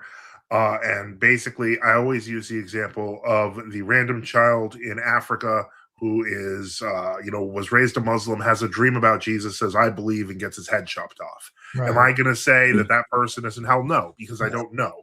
However, what I do know is that the church is a real body. It was established by our Lord through the apostles, through the power of the Holy Spirit. It is real. What I would say is that if you're not part of that body, then you may have a personal relationship spiritually with Christ, which I think could be warped by demons because they don't know you don't have that kind of what's the word I'm looking for, discernment. But the whole point is that the church has to be clear. It has to be visible for the people. That is its purpose. It's a light upon a mountaintop. And so the point is that even in your reaching out and having this discussion with us, that turns into an opportunity. I don't know whether that's going to have an immediate effect. I don't know whether 10 years from now you're going to have a memory walk by a true Orthodox church and say, this is where I need to be. Because that's how God works. God is not instantaneous in that sense, but he is clear. And so the point is, I don't know your relationship with Christ. I simply don't. But what I can say is you are called to be part of the church. And if I can invite you there, I will gladly do so. Yeah, well, I appreciate that. And for the record, I think Catholics and Protestants are kind of equal on that. I don't think a lot of the time Catholics like saying, well, we're better. I was a former Roman Catholic and I was baptized proper when I came into Orthodoxy. So I don't recognize their baptisms. I don't recognize the little wafers. So then essentially you would put them in the same camp. You're just being straightforward, right? Protestants and Catholics would be like, nah. I'd say that in some ways Protestants have more of a working conscience than Roman Catholics do because they defer everything to the papacy. Mentally, if you have the comfort of saying, well, the Pope is 100% right by the power of the Holy Spirit, you're comforted, but you may be in deception. Whereas I can say at least Protestants don't do that. They're not resting it on one claim of one man and placing it there. We would agree with that. All right, so let's get to this in this final piece, and here it is. Give it to me straight. Is the current church, from what I understand, and I know a little bit about this, okay? The majority of the patriarchs, I know Father Joseph is going to be very straight, but John, you would say that the current church, meaning the church with I guess it's 14, right? Right now, they're overwhelmingly signing up and have, according to, let's say, the Crete Council and then even the ROCOR, I guess that was probably, it looked like the preamble, like it was like the outline for what was coming in Crete in 2000. Would you say, all in all, that the Eastern Orthodox Church is definitely ecumenist? They are moving that way. And what do you say? Do you agree? Obviously, we know you disagree, but what do you have to say about that?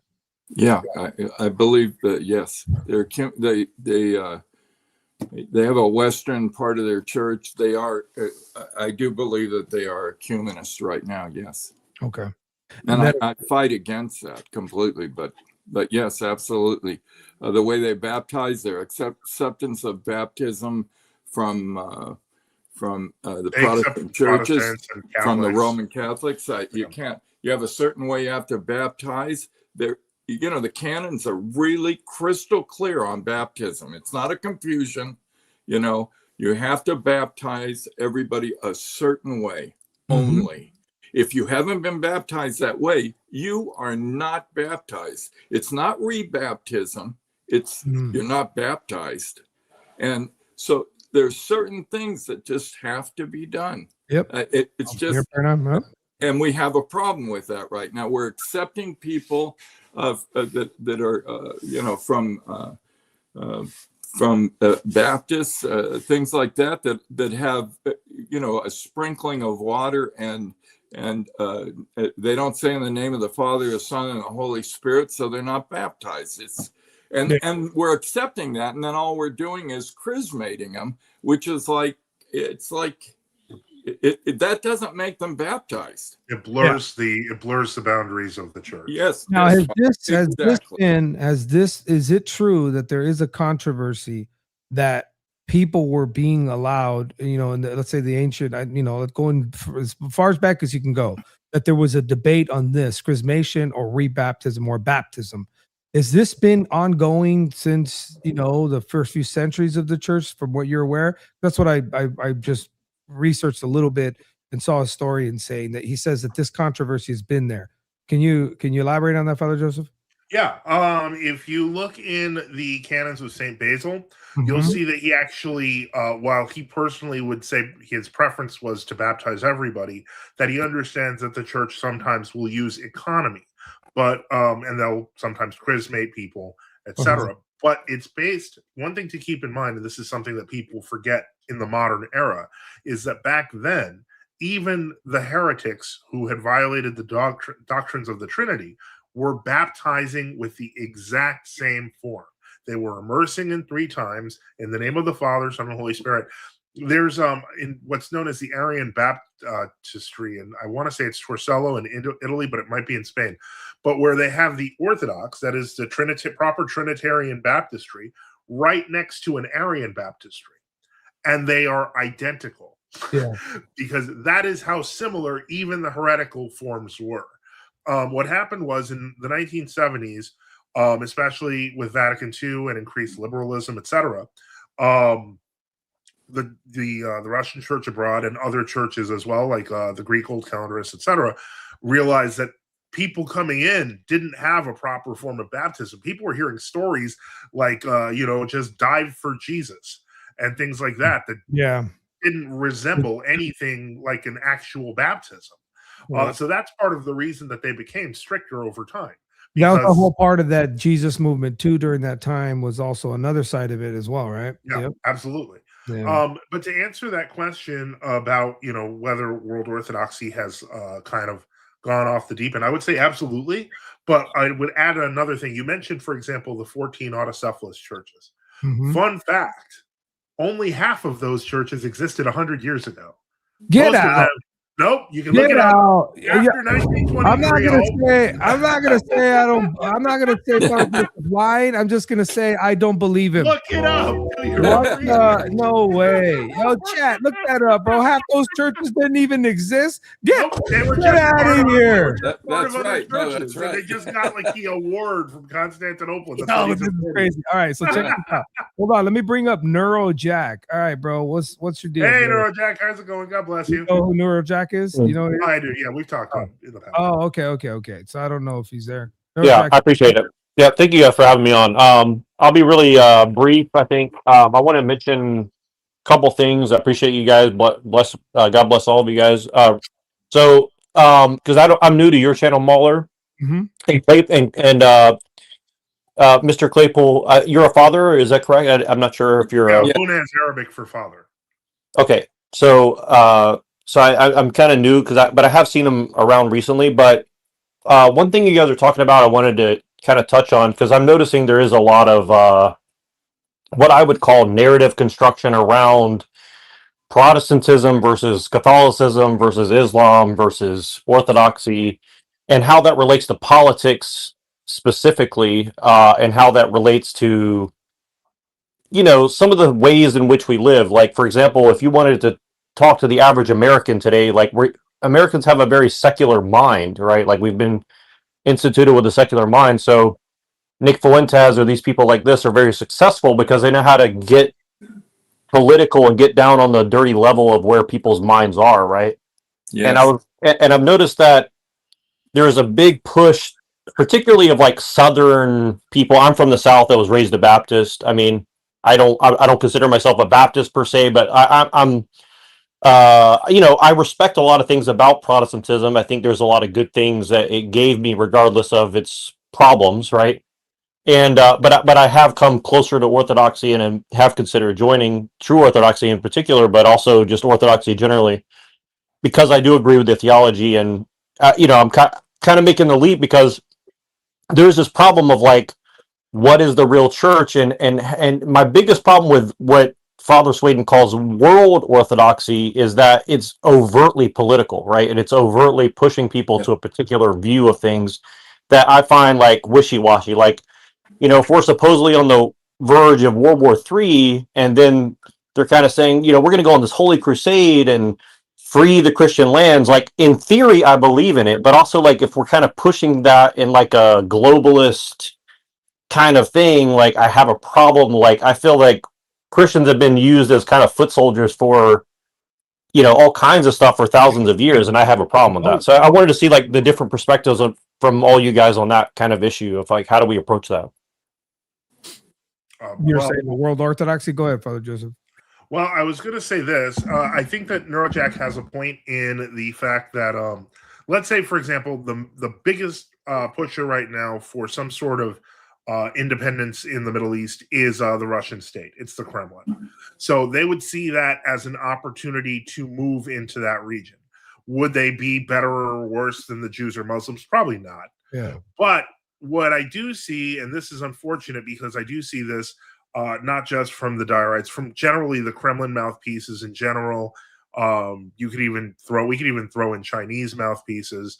But the idea is, the Death to America crowd kind of does exist to some small degree there. Now, I'm not going to talk about what the future of the country is, but I'm also not going to put myself on the side of people who want it obliterated. Yeah. So that my view is that a lot of these stuff that is, you don't want the Christians to be the foot soldiers in this. That's why I said a Christian protectorate where they are in charge of it, as opposed to, So that's all I had to say on that. Yeah. Jack, is there anything else that you kind of want to point out in terms of? I wanted your take, and also Father John Claypool as well, as far as your take on this general problem, because I think America has been kind of a godless country for a period of time. At the same time, I think that, I don't want to make any claims because, again, I'm not Orthodoxy, but officially or anything like that. But I do think that there is this kind of like, I think that it's very possible, and in my opinion, likely, that a lot of Americans have been transmitted like a certain amount of grace in spite of their, heretical beliefs that they've kind of been indoctrinated into over the course of the past, 500 or plus years, or 1,000 years, if you want to go back even further, right? So, what do you mean by grace? Well, meaning that, I think that a lot of people who grew up in America as Protestants, they truly do seek for God, for Jesus, for the Holy Spirit. I think they do want those things, and they're preyed upon by those that hate God and hate Jesus. So I think that we, as much as I may not like America, I don't know that the world's going to get better if the entity of America gets destroyed, and there's something else that comes out of it, I guess, is what I'm trying to get at, right? Well, I mean, one thing I will say is that I do agree that there's no good purpose to America declining or being destroyed. But I think that the question of what their founding creed is, or what they are believing, is a secondary question. I mean, we've gone through different waves of religiosity and different kinds of religious movements in this country. So I don't see that if suddenly 50% of America became Orthodox, preferably true Orthodox, I don't think that fundamentally would take away from who we are as Americans. I would even say that the Magna Carta in some ways bears more resemblance to Orthodox beliefs than many of the later ones. Yeah, I agree with that.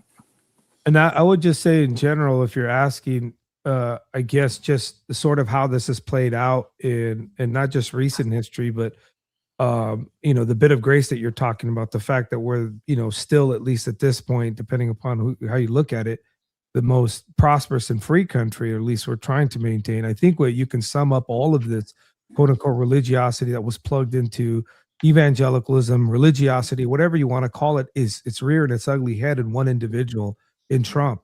And hate him or love him, appreciate some of the things that he's trying Yeah. to do, or saying, hey, he backstabbed us and he turned on us.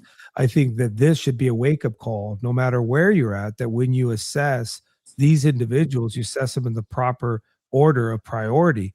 And really it comes down to principle, policy, person, then party. And when we start to look at that, it's very difficult, because now we're being gifted or gift wrap certain individuals that don't have our best interest. Jesus is not Lord in any sense, Catholic, Protestant, or Orthodox, and they're dressing them up and telling them that they share the values that we know are deep rooted in the founding of this country. Even if you don't agree with the founders, that they believed that Jesus Christ, the majority of them, was Lord, and that is a complete departure from where we're at today. In fact, I would say who they're trying to plug in, just primary top two, I would just say, is it is going to be an individual that's going to be of the LG lifestyle, that's going to, I think, be the head of the Republican Party very soon.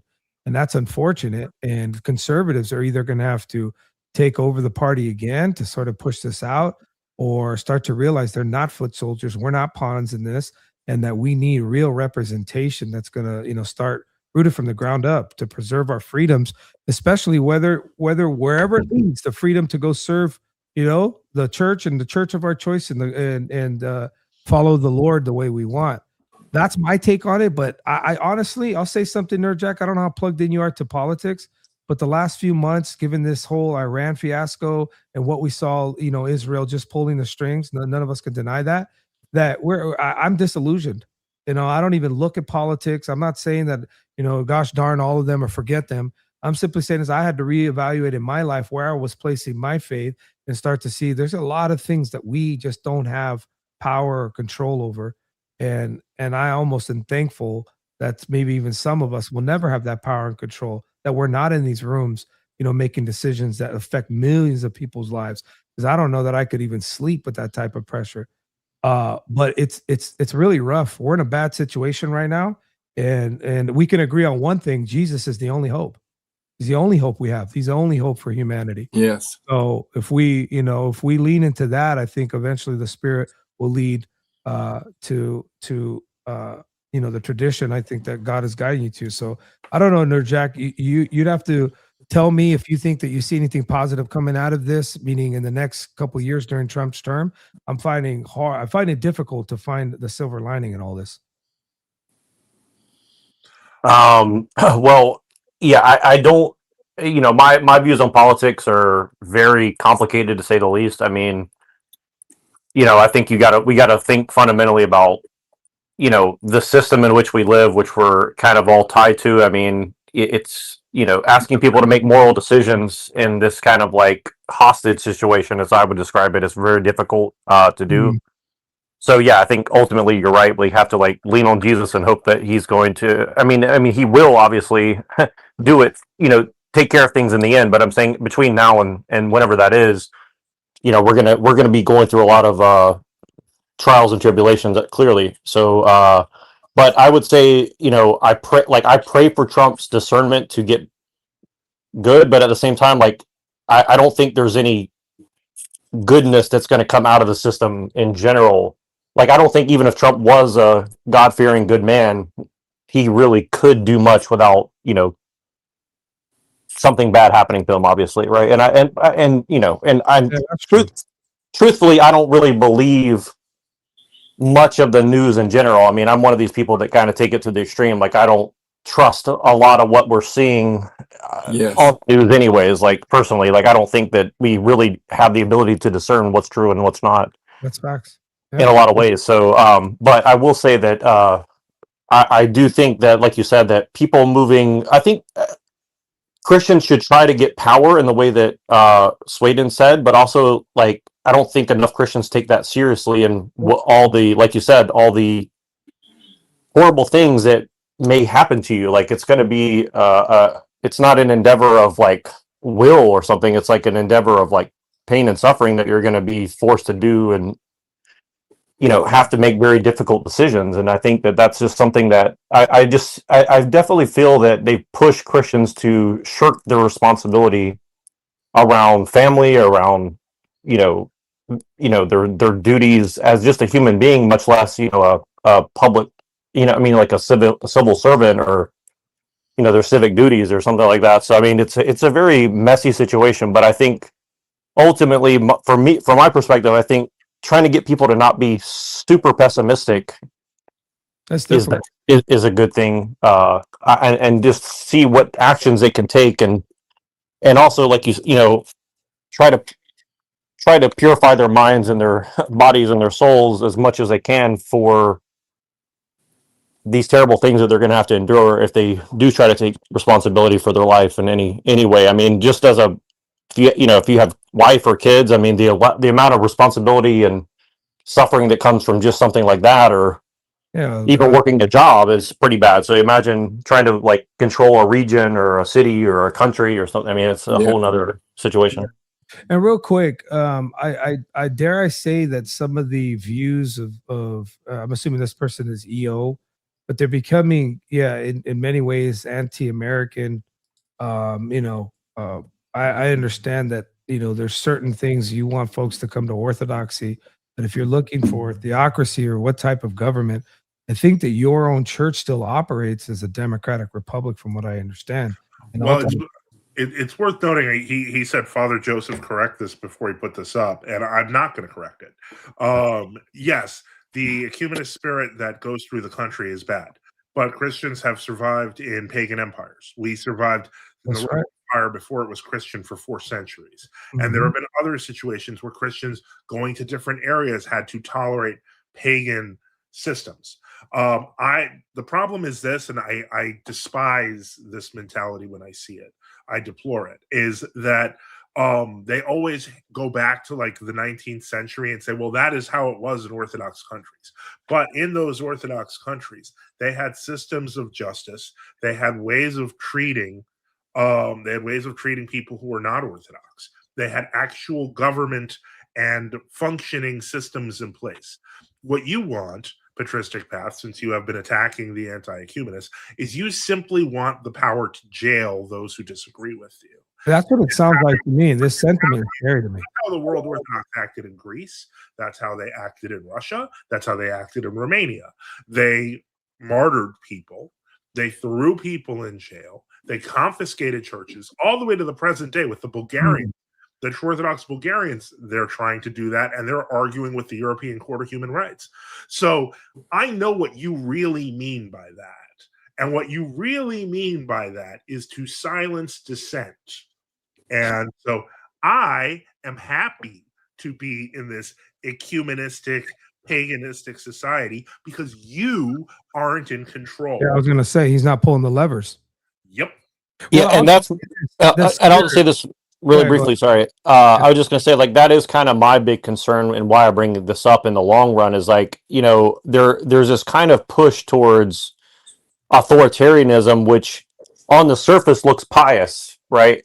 But on the other side of, like, you look at the history of, like, just the last 100 years of Russia and America and all these different, China, and as well, like this, like, you can always reason your way into authoritarianism, but you can never reason your way out of authoritarianism. You see what I'm saying? And I think this is one of these things that people don't want to look at as like a really big problem, because let's say that you get into it with all the right intentions and you do all the right things. Well, eventually, if somebody else grabs the reins of those powers and starts manipulating people, who knows what's going to be possible, right? So when power goes into the wrong hands.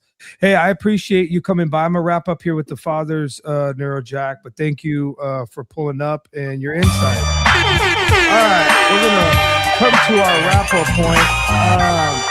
point. So listen, we didn't have a fiery debate. The point of this was to come together at least to offer perspectives from both my side and these fathers who are in, Eastern Orthodoxy, one in true Orthodoxy and one in exile, but still giving their opinion as seasoned men in the church, that some of the behavior that we're seeing online just needs to chill out.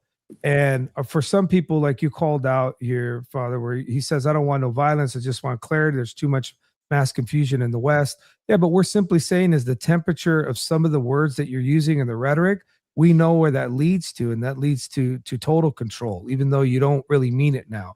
Remember, the Lord Jesus Christ called people to repent, even if he rebuked them to their face and told them to turn right from their sin and to stop being sons of Satan.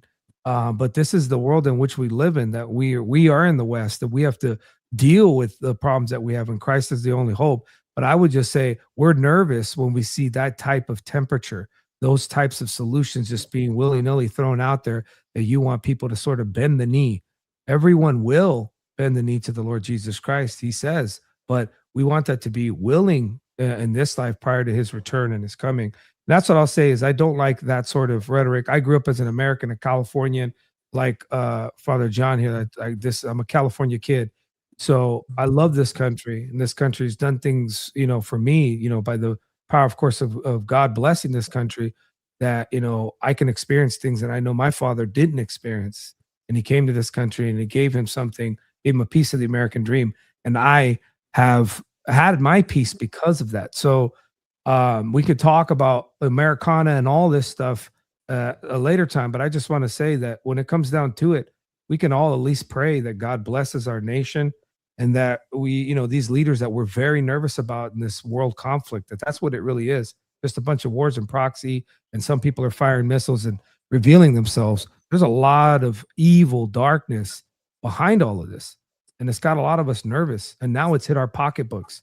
Cost of living is now skyrocketing, and I don't think that there's anything they can do to stop it. Unless Trump does an about face and tucks tail, we're kind of sitting all in the same boat. So pray for one another. But I'll let Father John say some final words, and then Father Joseph, you can take us home. Go ahead, Father John. You want to say some final words on the Orthobro and all what we talked about? Yeah. I pray all the time about our country and about how we're doing things, and about the church. This is most of it. I spend so much time with this, but I do have hope for all of this. I have hope for even the internet and the way that we evangelize on the internet. I don't agree with apologetics, but on the internet, but I do, or the debate system. But evangelizing on the internet, I don't see a problem with that, and I think that could be really helpful in the future, especially for people that are inquiring about the faith, the Orthodox faith. And they're able to use that to do that. So I think there's a lot of wonderful things that are going on in our country, and a lot of really frightening things, and we have to, as you said, Muller, we've got to be very careful about how we approach things, because we don't want to end up being those, fascists, being acting as fascists. That's the last thing we want, or that we need. We don't need, some of the horrible things that go on in our, that we're complaining about in the country. And I know that some of the ways that you can fix that are only by force, and I don't think that's the correct way to do that. I think we got to allow Christ to work in all of us and get this worked out. And I think everybody should be praying more. Yeah, amen. The Lord says, or the apostle says, to pray without ceasing. All right, Father Joseph, take us home with some words. Appreciate you being here. Yeah, I mean, we find in the Psalms, especially in these times of confusion, we remember that the psalmist wrote, "Put not your faith in princes and the sons of men, in whom there is no salvation." Mm-hmm. In the end, the thing we can do most is put our faith in put our hands in the things we can have faith in God, in the church, and work in our families. Yep. Building our homes, building our community. Yes. That is what we can occupy ourselves with, no matter what nightmare happens in the White House, and you will have a stronger foundation than you would relying on the whims of people who may be insane, maybe demonic, maybe controlled. So we want to, put that focus where it needs to be. I came in not sure what to expect. I was kind of hoping for a spicy debate, but we had a great discussion. I'm grateful for it. Thank you, Mahler, for I appreciate hosting us. Now I do a show on Sunday night. So if you're interested, everyone's there, and we will get a little bit. We can get heated, and that's okay because we like honesty. Getting heated is great. Patristic Path, I see your comments. I am not retracting a word. So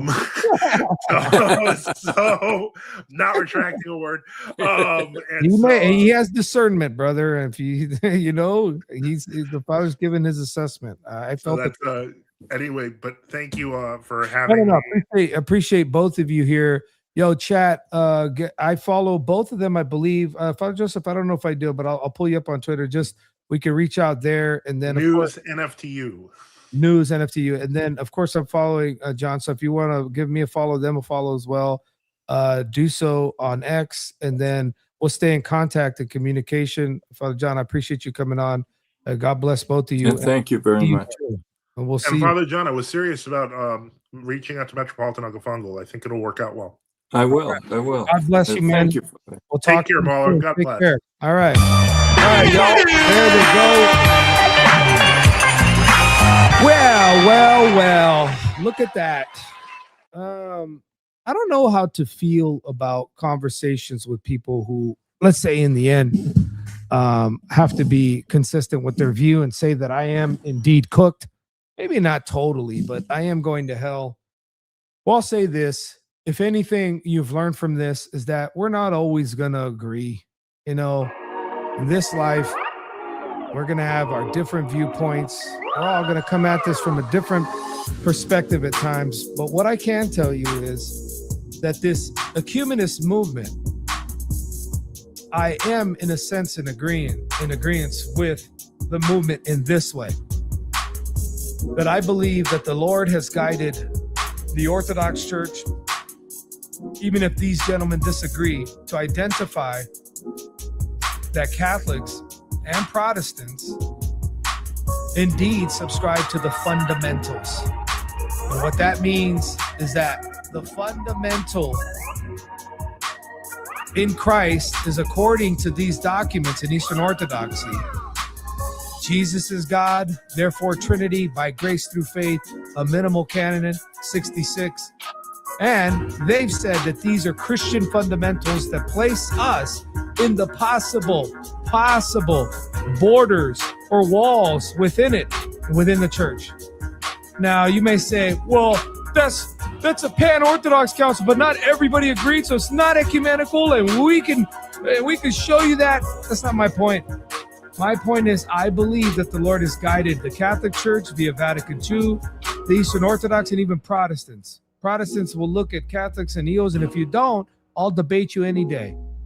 If you're going to tell me that a person who is in one of these traditions has placed their faith in the Lord Jesus Christ, has been baptized, committed their life to the Lord, and you're going to tell me that they're not going to heaven because you think they're idolaters, or you think that they're Mary worshipers, all of these things that you levy against them, I'd say to be careful, okay? If you can prove that these people are indeed Mary worshipers or all these things you levy against them, and I might say you have an opportunity to speak about their stance or their salvation. But until then, I don't think you do. Hope and pray for those in the other faiths. If you think that I'm in error, pray for me at a distance. Get off Twitter talking about my mom, talking about this, that, or the other, cussing me out. It's not going to work, bro. This stuff doesn't work on me. I've been dealing with this for 5 years. I got everybody cussing me out. You think that it's going to make me go, oh, yeah? I'm going to pull up and have a debate and get thrown off your show. Don't work like that, bro. But I do still want to have a conversation as to how your church, overwhelmingly, the Eastern Orthodox Church, is being led by the ecumenist demon. If it is being led by a demon, then that means it's not being led by the Spirit of God. And you have to explain to me answer this one question. How do I know that they are being led by Satan and you who disagree with them are being led by the Spirit? How do I know that? And how could you prove it to me? So don't let these laity folks online talk out of pocket. They have no way of telling you that. They would just have to tell you, the church fathers, all this. Doesn't matter though. Let's pray for one another. We got enough problems. Because as I always tell you, it doesn't matter what tomorrow brings, because I will serve the King. The Truth Cartel. Trafficking truth to the world.